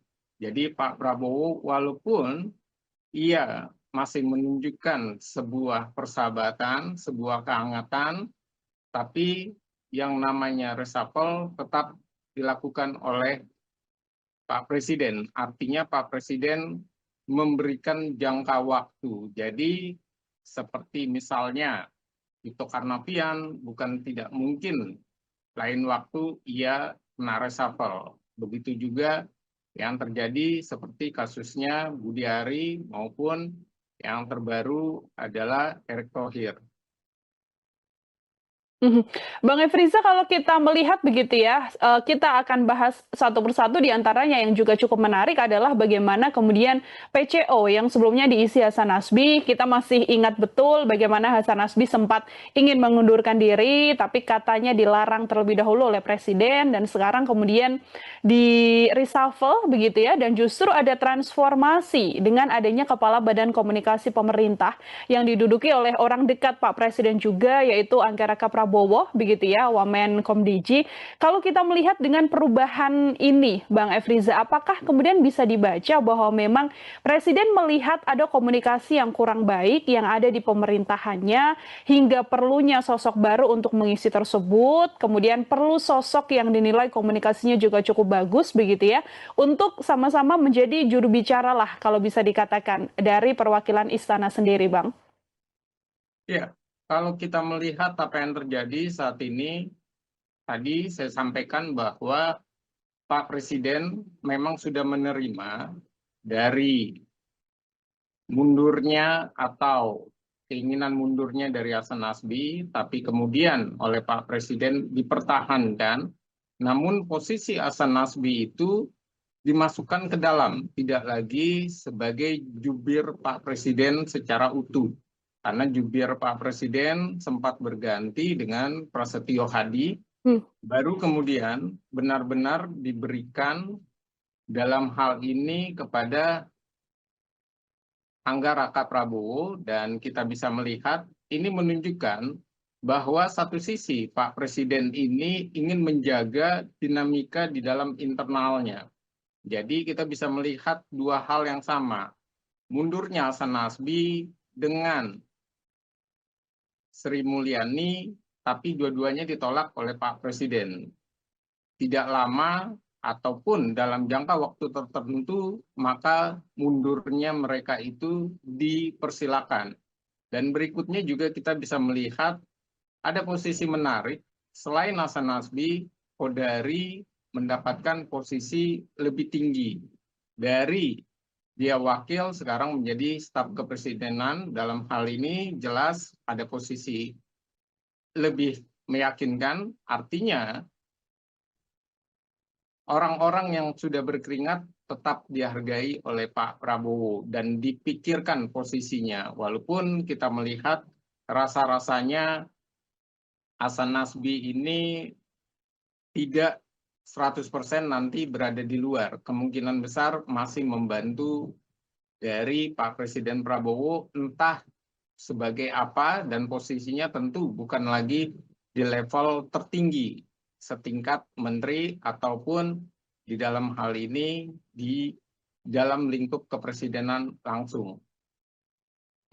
Artinya juga apakah kemudian Pak Presiden ini melihat bahwa memang perlu adanya perbaikan begitu ya, Bang Efriza ya, mengenai komunikasi yang selama ini kan banyak juga dikritik oleh publik, baik itu statement yang disampaikan oleh menterinya, yang disampaikan bahkan oleh Kepala PCO-nya Hasan Nasbi yang juga sempat viral beberapa waktu lalu begitu kan, sampai dengan tadi ketika Kepala Staf Kepresidenan yang baru Pak Kodari ini dilantik begitu kan, beliau juga mengatakan akan fokus untuk menjadi jembatan melaporkan kerja-kerja dan menyebarluaskan program-program baik dari pemerintah begitu. Bagaimana Anda melihatnya? Iya, kalau saya melihat jelas bahwa ini adalah upaya secara politik dan ekonomi yang sedang dibangun oleh Pak Presiden. Secara politik dilakukan dengan pertama adalah Pak Presiden Prabowo berusaha berkomunikasi dengan lebih baik kepada masyarakat dengan orang-orang terdekatnya yang dipercaya untuk menjabat. Dan yang kedua, beliau juga menunjukkan aspirasi masyarakat dan keinginan masyarakat itu dipenuhi atau didengar dengan misalnya pergantian-pergantian tersebut. Contoh misalnya pergantian Menteri Koperasi, Budiari. Dan berikutnya juga kita bisa melihat bagaimana Pak Prabowo juga mengetahui kelemahan dari Erick Thohir, Menteri BUMN, yang kemudian diganti, yang disorot juga oleh masyarakat. Dan ini artinya secara politik Pak Prabowo mau mendengar, menguatkan posisi dalam hal ini kabinetnya karena menuju 2 tahun, dan tentu saja harus orang-orang terdekat yang bisa dipercaya, yang benar-benar mengerti dan satu visi dengan Presiden. Dan yang kedua, beliau juga dalam hal ini secara ekonomi, ia mengangkat orang-orang yang benar-benar bisa untuk menselaraskan visi misi Pak Presiden. Contoh misalnya, kita melihat bagaimana diangkatnya 2 orang dari dalam hal ini untuk Badan Gizi Nasional, dan kita melihat ini artinya jelas posisinya supaya visi misi dari Presiden untuk MBG itu tidak lagi ada sengkarut atau ada masalah di permukaan maupun saat implementasinya. Dan yang kedua adalah jelas bahwa Pak Prabowo juga tidak ingin ada orang-orang yang dalam hal ini berkaitan dengan kolusi maupun dalam hal ini juga terkait dengan nepotisme ataupun lebih besar adalah dalam hal korupsi. Dan ini yang terlihat bagaimana Pak Prabowo mencoba untuk menyelesaikan permasalahan-permasalahan orang-orang tersebut. Dan yang berikutnya secara ekonomi jelas bahwa dikosongkannya BUMN ini artinya ada upaya untuk mensinergikan. Kira-kira siapa yang cocok, yang pas untuk mensinergikan antara kepentingan investasi, kepentingan ekonomi, dan sisi yang lain kepentingan dari Danantara. Maka ada isunya Rosan, Roslaini yang coba diperhitungkan. Dan sisi yang lain, hak prerogatif Presiden ini begitu kuat, nama-nama banyak bergaung, namun semuanya itu bisa dihilangkan ataupun diabaikan oleh Pak Presiden. Dalam hal ini ya, kita bisa melihat contohnya bagaimana Pak Presiden tidak terburu-buru untuk mencari posisi dalam hal ini menyelesaikan soal Kapolri misalnya, tapi ia berusaha melantik saat ini reformasi kepolisian yang diberikan kesempatan kepada dari Wakapolri sebelumnya. Nah, ini adalah sebuah bukti bahwa Pak Presiden juga sangat legowo ditunjukkan dengan hadirnya Pak Jumari yang kita tahu itu adalah bagian dari orang yang turut serta memberikan rekomendasi pemecatan kepada Pak Prabowo, tapi beliau diangkat oleh Pak Prabowo, diberikan sebagai bintang kehormatan, kemudian beliau dipercaya untuk Menko Polkam. Dan ini artinya ada sinergi yang coba dibangun di politik dan di ekonomi, dan tentu saja di dalam pertahanan dan keamanan itu sendiri. Menyoal soal sosok Menko Polkam yang baru, Bang Efriza, ini kan juga sosoknya adalah cukup dekat juga dengan Pak Presiden, begitu ya. Apakah ini juga menjadi penegasan Pak Prabowo agar insiden yang sempat terjadi kemarin, demonstrasi besar-besaran, begitu ya, ini tidak terjadi kembali dan Pak Prabowo tidak ingin kecolongan akan adanya demonstrasi besar lagi, Bang? Iya, ini yang terjadi kemarin, kerusuhan, demonstrasi yang menyebabkan kericuhan, itu kita bisa mengakui bahwa Pak Prabowo pun jengkel karena tidak adanya sebuah kepekaan atau respon cepat dari Menko Polhukam. Kemudian beliau memberikan hal ini kepada Pak Jumari Caniago, dan ini artinya menunjukkan bahwa saat ini Pak Presiden ingin menunjukkan kepemimpinan yang baik, satu, dan yang kedua adalah keseriusan supaya negara kita ini aman, baik dalam pertahanan dan juga dalam soal keamanan. Dan berikutnya adalah ini menunjukkan Pak Prabowo saat ini memberikan kesempatan itu dipegang oleh TNI. Ini menunjukkan satu sisi ada suatu hal yang perlu direformasi dulu di kepolisian, karena perdebatannya kan tentang Menko Polhukam itu ada tiga, ada yang menginginkan dari sipil, ada yang menginginkan dari kepolisian, dan tentu saja ada kekhawatiran kalau dari pihak TNI. Namun hal ini terlihat sekali dibantah oleh Pak Prabowo dengan mengangkat Pak Jumari Caniago yang merupakan kader Gerindra dan diberikan posisi yang terhormat. Artinya dia mensinergikan TNI, Polri, dan tentu di dalamnya ada Menhan. Ini semua menjadi satu kesatuan paket yang menarik, sekaligus juga dengan keinginan reformasi Polri. Bisa jadi nanti reshuffle berikutnya kita akan melihat pergantian dari Kapolri, Listio Sigit, yang mungkin saja itu akan masuk di dalam sebuah kerangka bangun yang baru, yang lebih bisa dipercaya oleh masyarakat.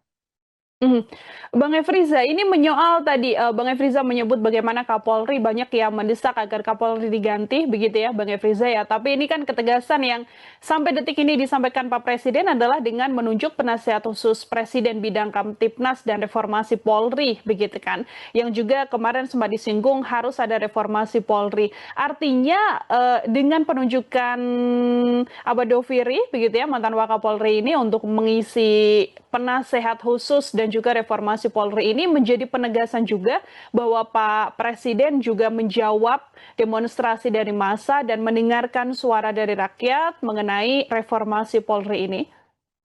Iya, jelas bahwa Pak Presiden sangat memperhitungkan reformasi Polri, dan kita tahu bahwa Polri saat ini berada di bawahnya Presiden, dan tentu keinginan dari DPR pun sudah didengar bahwa Pak Presiden ini harus terlibat langsung. Namun saya mengapresiasi bahwa Pak Presiden lebih memilih mengangkat penasehat untuk reformasi Polri salah satunya. Dan mengapa hal itu? Artinya Presiden ini dalam kapasitasnya mencoba mengkoordinasi, mencoba untuk mengevaluasi, sekaligus dia memberikan atau memantau dari proses tersebut. Tapi dia memberikan pembatas yang jelas bahwa Presiden ini tidak ingin terlibat lebih jauh. Bahkan menariknya yang diangkat ini adalah orang yang pernah menjabat sebagai Wakapolri. Dan ini artinya jelas institusi kepolisian ini harus dibangun dengan narasi yang pertama, dia harus menjadi pengayom bagi masyarakat. Yang kedua, bagaimana kulturnya itu dibangun dengan lebih baik. Jangan sampai ada tindakan-tindakan represif dan juga mengedepankan hak asasi manusia.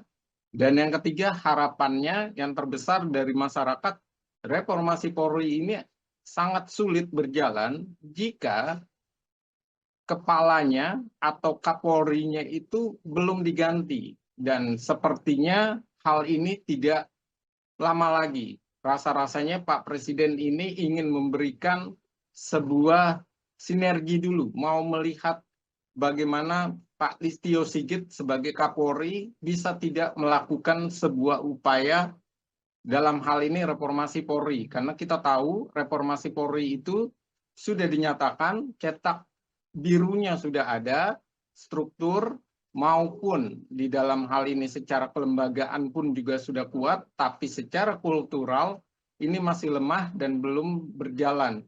Dan inilah yang juga digelorakan oleh para tokoh agama yang dalam hal ini Gerakan Nurani Bangsa kemarin mereka menyatakan reformasi Polri itu menjadi sebuah hal yang bisa kita katakan semangat bersama dari suatu bangsa. Dan ini kesempatan baik bagi Listio Sigit untuk menunjukkan dirinya tidak partisan, dirinya tidak lagi terkait dengan geng Solo yang sering diperdebatkan, dan juga Listio Sigit menunjukkan reformasi Polri itu bisa meski saat ini ia sebagai Kapolri benar-benar dalam persepsi di masyarakat tidak lagi citranya kuat dan dianggap layak masih memimpin sampai akhir jabatan Kapolrinya.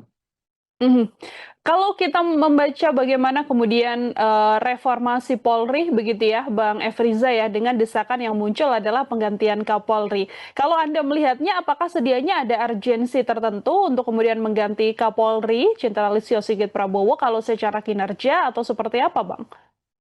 Ya, yang perlu adalah kalau Pak Prabowo tentu sangat yakin sekali Kapolri sekarang ini, begitu juga dengan Panglima TNI sudah dinyatakan oleh Pak Prabowo, mereka tidak akan mengalami pergantian. Namun apa yang terjadi dengan kekisruhan ataupun kerusuhan di bulan Agustus itu, Agustus kelam itu menunjukkan bahwa inilah kelemahan dari Kapolri.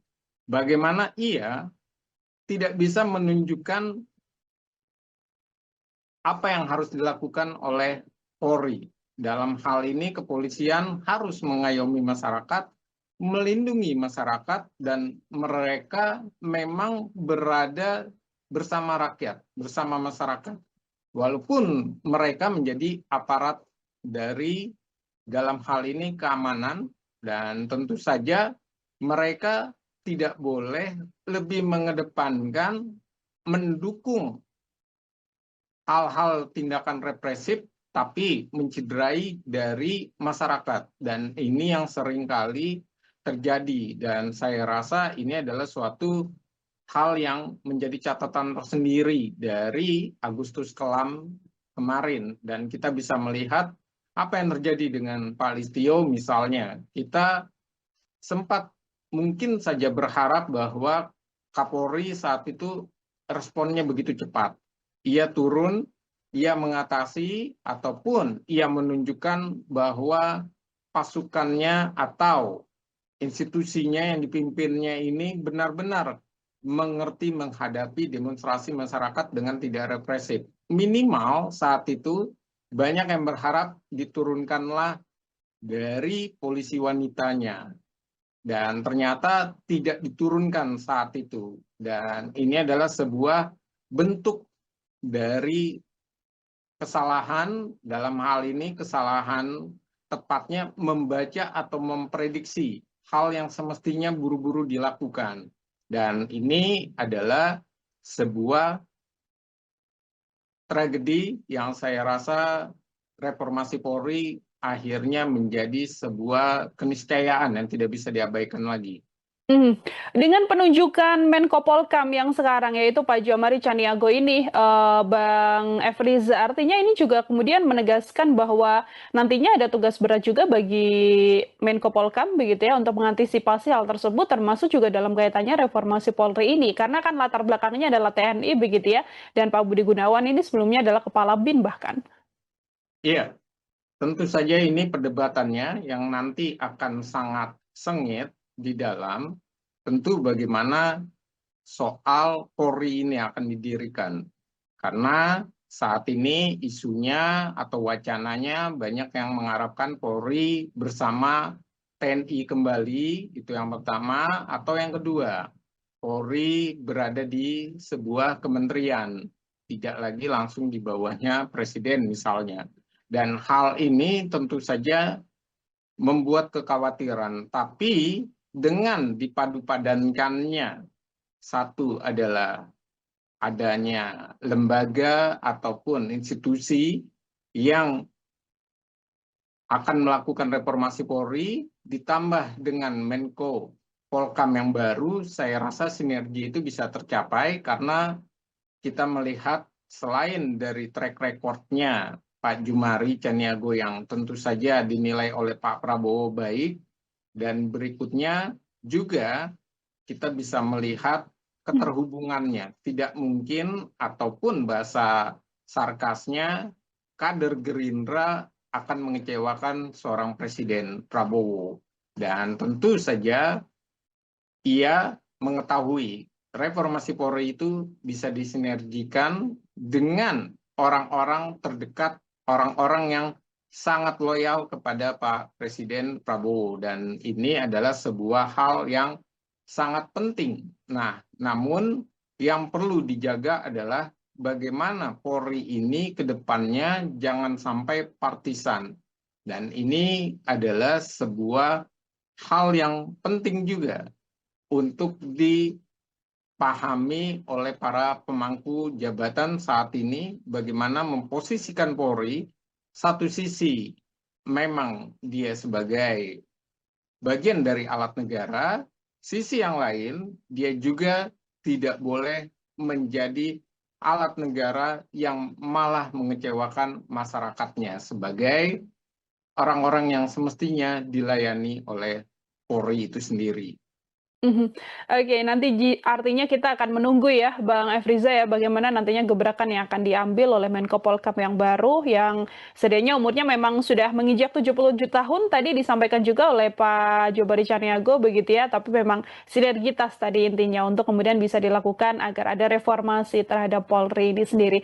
Baik, Bang Efriza, menyoal kekosongan satu menteri, yaitu Menteri BUMN begitu ya, satu kita bisa membaca bahwa ini adalah sinyal bahwa nantinya akan ada reshuffle lanjutan yang berkemungkinan dilakukan oleh Pak Presiden. Pertanyaannya, siapa kemudian kalaupun nanti ada Kementerian BUMN yang bisa dipilih begitu ya, sosok yang paling tepat kalau menurut Bang Efriza yang bisa menempati kursi Menteri BUMN, atau justru ada narasi lain juga muncul adalah peleburan BUMN ini dengan Danantara, Bang Efriza. Mana yang lebih ideal kalau menurut Bang Efriza?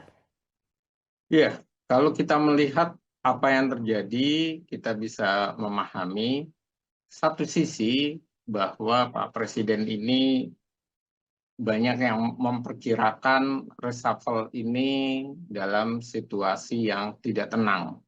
Reshuffle ini benar-benar dalam perhitungan yang satu sisi proposisi ataupun proporsional dari partai politik itu benar-benar diperhitungkan. Itu yang pertama. Dan yang kedua, kita juga melihat bagaimana reshuffle kelanjutannya. Nah, hal yang terkait dengan Menteri BUMN ini jelas awal mulanya ini karena kegagalan dari BUMN itu sendiri untuk digeliatkan.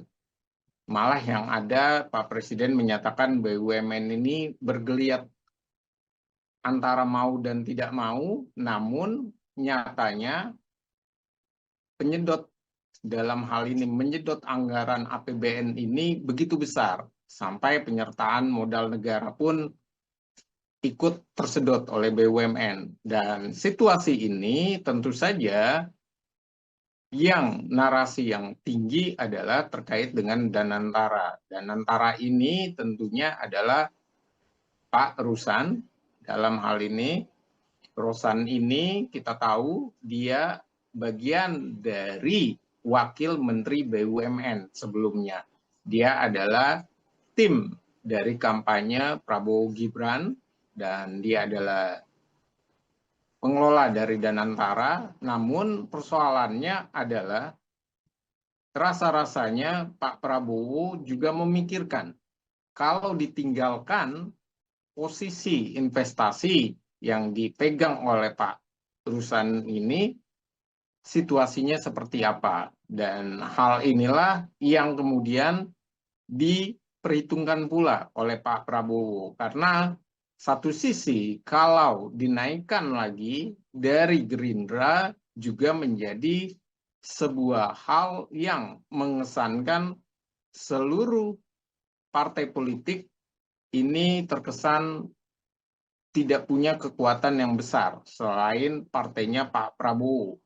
Nah, ini adalah suatu hal yang juga dilematis. Inilah kenapa misalnya kita mengetahui ketika posisi dari Abdul Qadir Kading yang kemudian diganti dan kemudian masuk sekarang Federica dalam hal ini juga sebagai Wamenkop menggantikan Ferry Julianto, dan ini adalah gambaran bagaimana keseimbangan dari hal tersebut dan mengapa misalnya dari Erick Thohir ini kemudian ditaruh di Menpora, dan itu juga keseimbangan dalam hal ini tentang proporsi ataupun dalam hal ini proporsionalnya dari Pak Jokowi orang-orangnya, dan kita melihat pergeseran-pergeseran itu jangan sampai membahayakan posisi dari Pak Presiden, karena saat ini Pak Presiden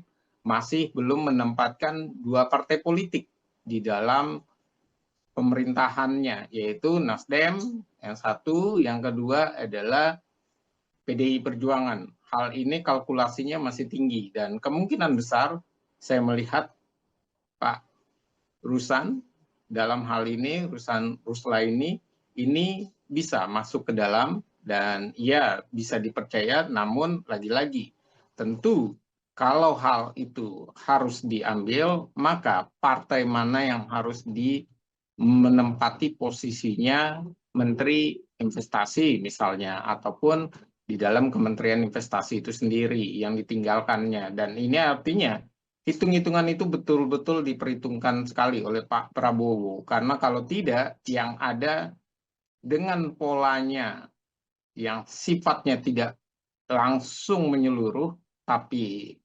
bertahap, ini bisa menimbulkan gejolak nantinya di masyarakat maupun di perpolitikan.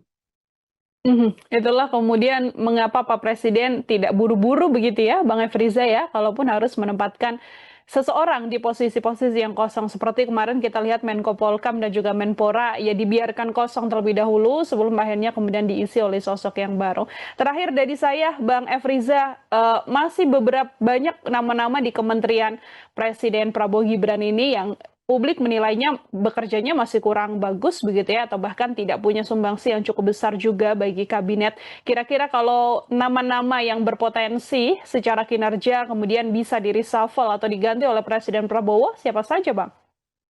Ya, kalau berbicara siapa yang bisa diganti, tentu Pak Tito Karnavian sudah tersorot dan sempat juga dia mendapatkan sentilan dalam tanda kutip oleh Pak Prabowo, dan seperti yang tadi saya katakan di awal, siapa yang mendapatkan sentilan dari Pak Prabowo artinya dia sedang tidak baik-baik saja. Dalam hal ini dia diberikan kesempatan untuk memperbaikinya. Yang kedua tentu ada pos Menteri BUMN, dan yang ketiga tentunya nanti geser ataupun dalam hal ini upaya-upaya untuk memindahkan itu tentu ada konsekuensi. Contoh misalnya saja ketika Golkar mendapatkan Menteri P2MI yang ditinggalkan oleh PKB, maka posisi PKB tetap. Walaupun posisinya dulu 2 menteri dengan 1 wamen, sekarang tidak, 1 menteri dengan 2 wamen. Dan ini artinya ada hitung-hitungan yang terus-menerus dijaga oleh Pak Prabowo. Dan ini pula yang diperlihatkan oleh Pak Prabowo bagaimana ia lebih menjaga situasi tersebut. Dan begitu juga, ia tidak mungkin tiba-tiba memperbesar, dalam hal ini adalah jatah dari menteri profesional misalnya.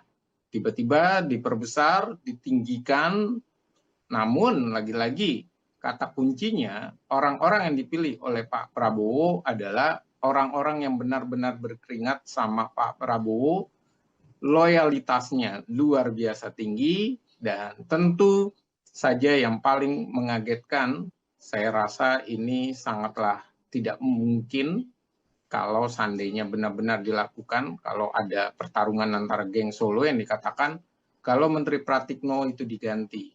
Itu sangat-sangat berbahaya karena sudah dinyatakan oleh Pak Jokowi 12 menteri yang dulu diangkat oleh Pak Jokowi kemudian melanjutkan ke Pak Prabowo, mereka itu dalam posisi yang tetap hak prerogatif itu di tangannya Pak Prabowo. Hanya saja satu menteri yang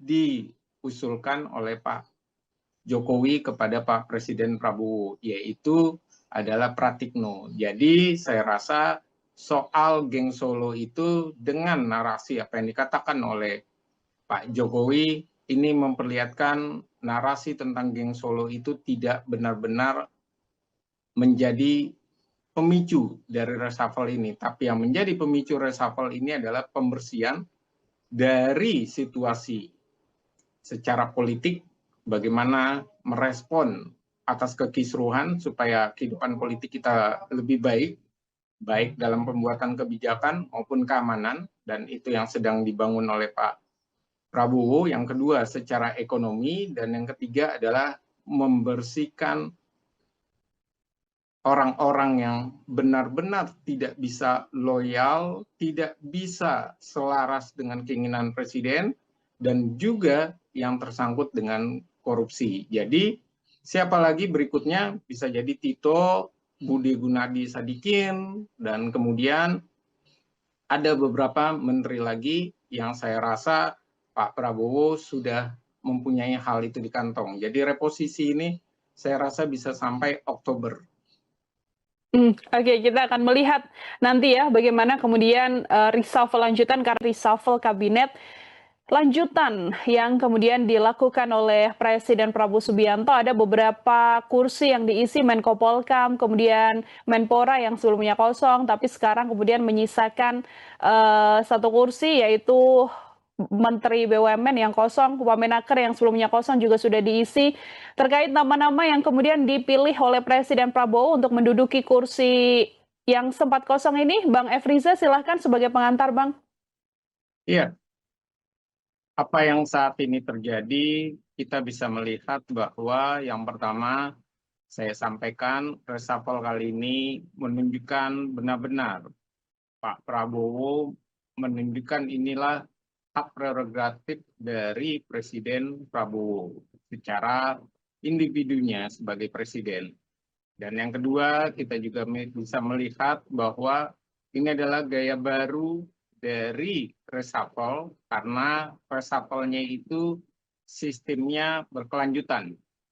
Dan yang ketiga adalah reshuffle kali ini menunjukkan ini adalah reshuffle ketiga dari Agustus, dari Februari, kemudian 8 September, kemudian kita masuk kepada saat ini 17 September. Jadi sudah ada 3 reshuffle. 3 reshuffle, yang pertama pada Februari itu 1 orang dari Mendikti Saintek, yang kedua ada 5 posisi, dan yang ketiga sekarang ini melanjutkan dan ada yang kosong. Artinya reshuffle kali ini masih berlanjut. Seperti yang tadi Mbak Nila Yurda katakan, Menteri BUMN masih kosong. Dan yang terakhir sebagai pembuka saya ingin sampaikan bahwa menteri-menteri ataupun dari para pejabat yang dilantik oleh Pak Prabowo, jika sudah disentil oleh Pak Prabowo, kemungkinan besar adalah calon dari reshuffle seperti Erick Thohir. Yang kedua adalah kita juga bisa melihat Hasan Nasbi.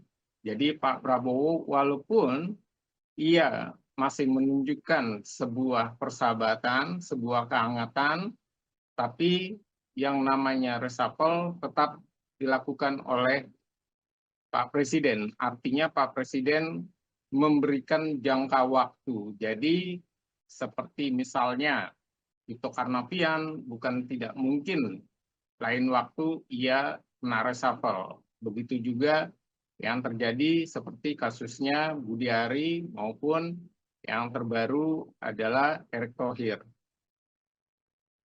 Mhm. Bang Efriza, kalau kita melihat begitu ya, kita akan bahas satu persatu di antaranya yang juga cukup menarik adalah bagaimana kemudian PCO yang sebelumnya diisi Hasan Nasbi, kita masih ingat betul bagaimana Hasan Nasbi sempat ingin mengundurkan diri, tapi katanya dilarang terlebih dahulu oleh Presiden, dan sekarang kemudian di reshuffle begitu ya, dan justru ada transformasi dengan adanya Kepala Badan Komunikasi Pemerintah yang diduduki oleh orang dekat Pak Presiden juga, yaitu Angga Raka Prabowo, begitu ya, Wamen Komdiji. Kalau kita melihat dengan perubahan ini, Bang Efriza, apakah kemudian bisa dibaca bahwa memang Presiden melihat ada komunikasi yang kurang baik yang ada di pemerintahannya, hingga perlunya sosok baru untuk mengisi tersebut, kemudian perlu sosok yang dinilai komunikasinya juga cukup bagus, begitu ya, untuk sama-sama menjadi juru bicara lah, kalau bisa dikatakan, dari perwakilan istana sendiri, Bang? Ya, kalau kita melihat apa yang terjadi saat ini, tadi saya sampaikan bahwa Pak Presiden memang sudah menerima dari mundurnya atau keinginan mundurnya dari Hasan Nasbi, tapi kemudian oleh Pak Presiden dipertahankan. Namun posisi Hasan Nasbi itu dimasukkan ke dalam, tidak lagi sebagai jubir Pak Presiden secara utuh. Karena jubir Pak Presiden sempat berganti dengan Prasetyo Hadi, Hmm. baru kemudian benar-benar diberikan dalam hal ini kepada Angga Raka Prabowo, dan kita bisa melihat ini menunjukkan bahwa satu sisi Pak Presiden ini ingin menjaga dinamika di dalam internalnya. Jadi kita bisa melihat dua hal yang sama. Mundurnya Hasan Nasbi dengan Sri Mulyani, tapi dua-duanya ditolak oleh Pak Presiden. Tidak lama ataupun dalam jangka waktu tertentu, maka mundurnya mereka itu dipersilakan. Dan berikutnya juga kita bisa melihat ada posisi menarik, selain Hasan Nasbi, Kodari mendapatkan posisi lebih tinggi. Dari dia wakil sekarang menjadi staf kepresidenan, dalam hal ini jelas ada posisi lebih meyakinkan, artinya orang-orang yang sudah berkeringat tetap dihargai oleh Pak Prabowo dan dipikirkan posisinya. Walaupun kita melihat rasa-rasanya Hasan Nasbi ini tidak 100% nanti berada di luar. Kemungkinan besar masih membantu dari Pak Presiden Prabowo, entah sebagai apa, dan posisinya tentu bukan lagi di level tertinggi setingkat menteri ataupun di dalam hal ini di dalam lingkup kepresidenan langsung. Mhm. Artinya juga apakah kemudian Pak Presiden ini melihat bahwa memang perlu adanya perbaikan begitu ya, Bang Efriza ya, mengenai komunikasi yang selama ini kan banyak juga dikritik oleh publik, baik itu statement yang disampaikan oleh menterinya, yang disampaikan bahkan oleh Kepala PCO-nya Hasan Nasbi yang juga sempat viral beberapa waktu lalu begitu kan, sampai dengan tadi ketika Kepala Staf Kepresidenan yang baru Pak Kodari ini dilantik begitu kan, beliau juga mengatakan akan fokus untuk menjadi jembatan melaporkan kerja-kerja dan menyebarluaskan program-program baik dari pemerintah begitu. Bagaimana Anda melihatnya? Iya, kalau saya melihat jelas bahwa ini adalah upaya secara politik dan ekonomi yang sedang dibangun oleh Pak Presiden. Secara politik dilakukan dengan pertama adalah Pak Presiden Prabowo berusaha berkomunikasi dengan lebih baik kepada masyarakat dengan orang-orang terdekatnya yang dipercaya untuk menjabat. Dan yang kedua, beliau juga menunjukkan aspirasi masyarakat dan keinginan masyarakat itu dipenuhi atau didengar dengan misalnya pergantian-pergantian tersebut. Contoh misalnya pergantian Menteri Koperasi, Budiari. Dan berikutnya juga kita bisa melihat bagaimana Pak Prabowo juga mengetahui kelemahan dari Erick Thohir, Menteri BUMN, yang kemudian diganti, yang disorot juga oleh masyarakat. Dan ini artinya secara politik Pak Prabowo mau mendengar, menguatkan posisi dalam hal ini kabinetnya karena menuju 2 tahun dan tentu saja harus orang-orang terdekat yang bisa dipercaya, yang benar-benar mengerti dan satu visi dengan presiden. Dan yang kedua, beliau juga dalam hal ini secara ekonomi, ia mengangkat orang-orang yang benar-benar bisa untuk menselaraskan visi misi Pak Presiden. Contoh misalnya, kita melihat bagaimana diangkatnya 2 orang dari dalam hal ini untuk Badan Gizi Nasional, dan kita melihat ini artinya jelas posisinya supaya visi misi dari Presiden untuk MBG itu tidak lagi ada sengkarut atau ada masalah di permukaan maupun saat implementasinya. Dan yang kedua adalah jelas bahwa Pak Prabowo juga tidak ingin ada orang-orang yang dalam hal ini berkaitan dengan kolusi maupun dalam hal ini juga terkait dengan nepotisme ataupun lebih besar adalah dalam hal korupsi. Dan ini yang terlihat bagaimana Pak Prabowo mencoba untuk menyelesaikan permasalahan-permasalahan orang-orang tersebut. Dan yang berikutnya secara ekonomi jelas bahwa dikosongkannya BUMN ini artinya ada upaya untuk mensinergikan. Kira-kira siapa yang cocok, yang pas untuk mensinergikan antara kepentingan investasi, kepentingan ekonomi, dan sisi yang lain kepentingan dari Danantara. Maka ada isunya Rosan, Roslaini yang coba diperhitungkan. Dan sisi yang lain, hak prerogatif Presiden ini begitu kuat, nama-nama banyak bergaung, namun semuanya itu bisa dihilangkan ataupun diabaikan oleh Pak Presiden dalam hal ini ya. Kita bisa melihat contohnya bagaimana Pak Presiden tidak terburu-buru untuk mencari posisi dalam hal ini menyelesaikan soal Kapolri misalnya, tapi ia berusaha melantik saat ini reformasi kepolisian yang diberikan kesempatan kepada dari Wakapolri sebelumnya. Nah, ini adalah sebuah bukti bahwa Pak Presiden juga sangat legowo ditunjukkan dengan hadirnya Pak Jumari yang kita tahu itu adalah bagian dari orang yang turut serta memberikan rekomendasi pemecatan kepada Pak Prabowo, tapi beliau diangkat oleh Pak Prabowo, diberikan sebagai bintang kehormatan, kemudian beliau dipercaya untuk Menko Polkam. Dan ini artinya ada sinergi yang coba dibangun di politik dan di ekonomi, dan tentu saja di dalam pertahanan dan keamanan itu sendiri. Menyoal soal sosok Menko Polkam yang baru, Bang Efriza, ini kan juga sosoknya adalah cukup dekat juga dengan Pak Presiden, begitu ya. Apakah ini juga menjadi penegasan Pak Prabowo agar insiden yang sempat terjadi kemarin, demonstrasi besar-besaran, begitu ya, ini tidak terjadi kembali dan Pak Prabowo tidak ingin kecolongan akan adanya demonstrasi besar lagi, Bang?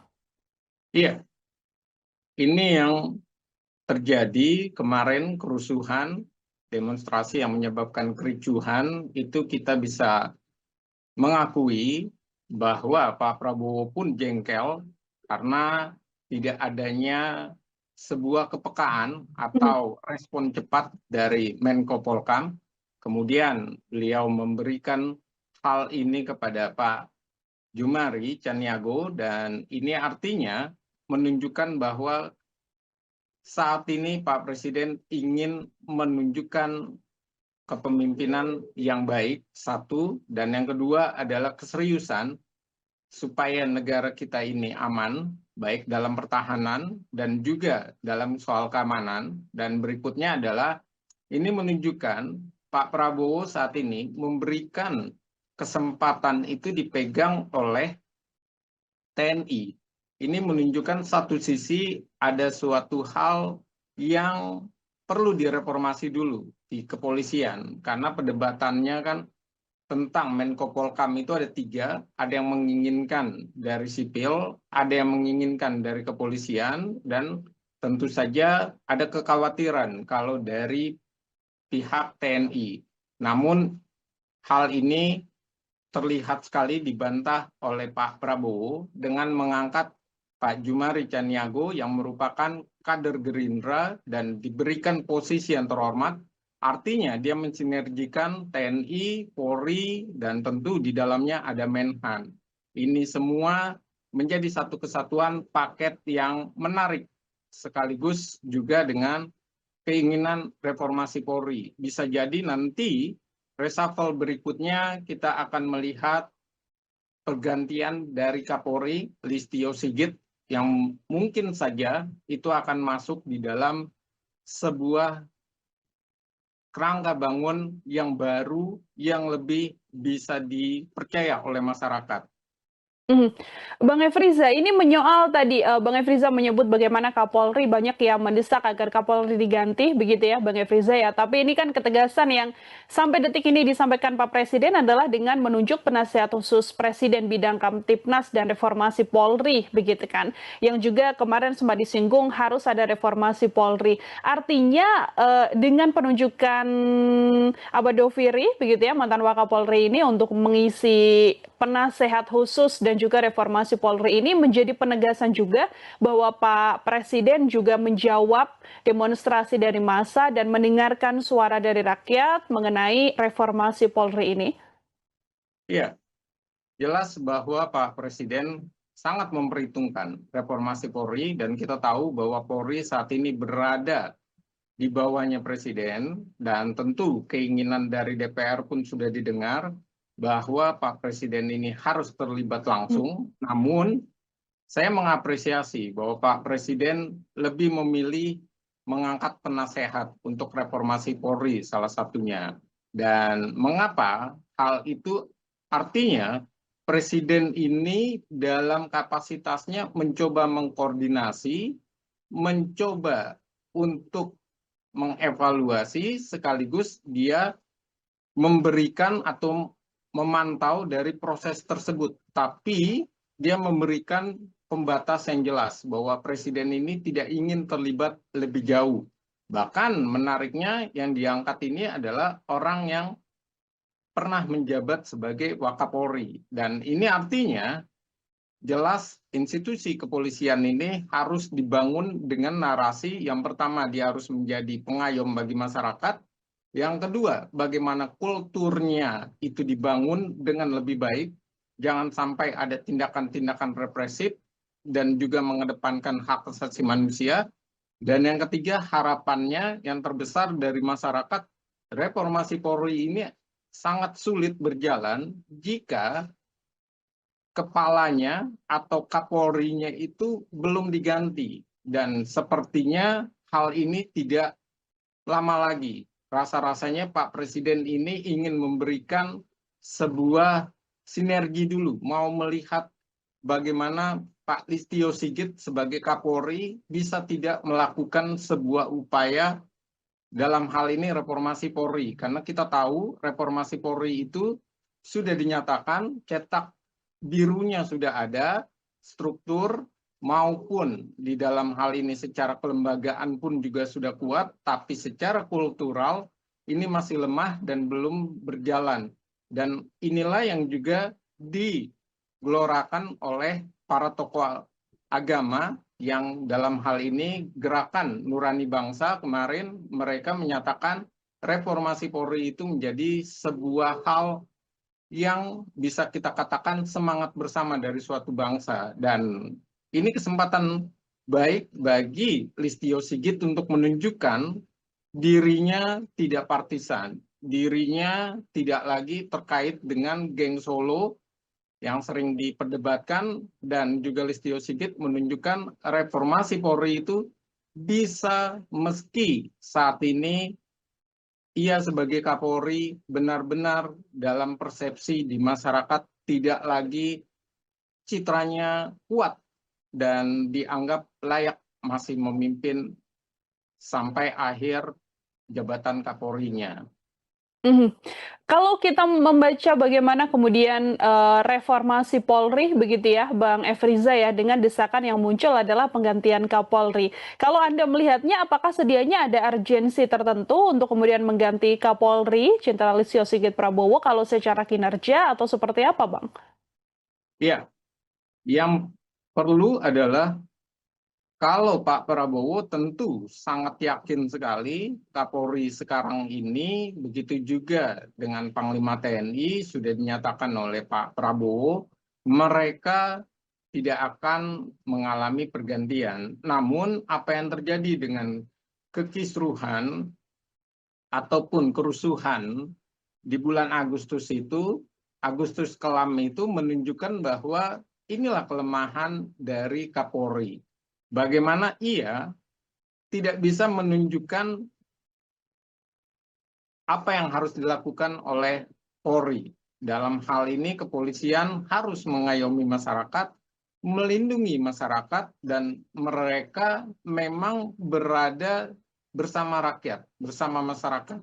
Walaupun mereka menjadi aparat dari dalam hal ini keamanan, dan tentu saja mereka tidak boleh lebih mengedepankan mendukung hal-hal tindakan represif tapi mencederai dari masyarakat, dan ini yang seringkali terjadi, dan saya rasa ini adalah suatu hal yang menjadi catatan tersendiri dari Agustus kelam kemarin, dan kita bisa melihat apa yang terjadi dengan Pak Listio misalnya. Kita sempat mungkin saja berharap bahwa Kapolri saat itu responnya begitu cepat.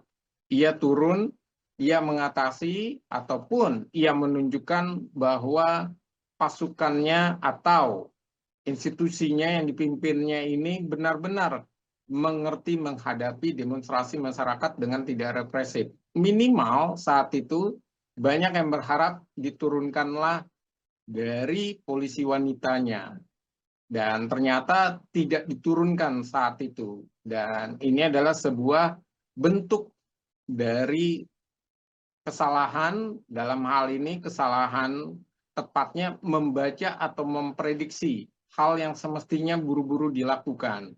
Dan ini adalah sebuah tragedi yang saya rasa reformasi Polri akhirnya menjadi sebuah keniscayaan yang tidak bisa diabaikan lagi. Mhm. Dengan penunjukan Menko Polkam yang sekarang yaitu Pak Jomari Caniago ini, Bang Efriza, artinya ini juga kemudian menegaskan bahwa nantinya ada tugas berat juga bagi Menko Polkam begitu ya untuk mengantisipasi hal tersebut termasuk juga dalam kaitannya reformasi Polri ini. Karena kan latar belakangnya adalah TNI begitu ya dan Pak Budi Gunawan ini sebelumnya adalah Kepala BIN bahkan. Iya, tentu saja ini perdebatannya yang nanti akan sangat sengit di dalam tentu bagaimana soal Polri ini akan didirikan. Karena saat ini isunya atau wacananya banyak yang mengharapkan Polri bersama TNI kembali, itu yang pertama, atau yang kedua, Polri berada di sebuah kementerian, tidak lagi langsung di bawahnya Presiden misalnya. Dan hal ini tentu saja membuat kekhawatiran, tapi dengan dipadu-padankannya, satu adalah adanya lembaga ataupun institusi yang akan melakukan reformasi Polri, ditambah dengan Menko Polkam yang baru, saya rasa sinergi itu bisa tercapai karena kita melihat selain dari track record-nya Pak Jumari Caniago yang tentu saja dinilai oleh Pak Prabowo baik, dan berikutnya juga kita bisa melihat keterhubungannya. Tidak mungkin, ataupun bahasa sarkasnya, kader Gerindra akan mengecewakan seorang Presiden Prabowo.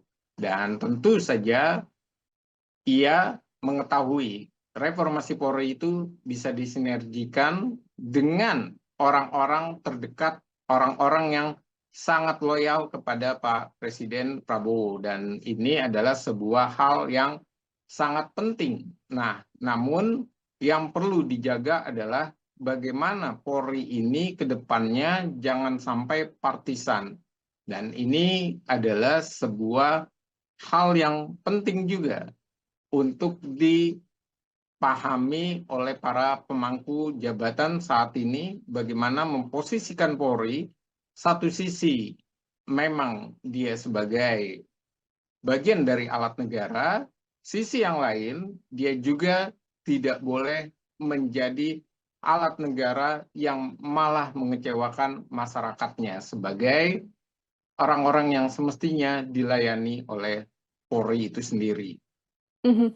Oke, nanti artinya kita akan menunggu ya, Bang Efriza ya, bagaimana nantinya gebrakan yang akan diambil oleh Menko Polhukam yang baru, yang sedianya umurnya memang sudah menginjak 77 tahun, tadi disampaikan juga oleh Pak Jobari Caniago begitu ya, tapi memang sinergitas tadi intinya untuk kemudian bisa dilakukan agar ada reformasi terhadap Polri ini sendiri.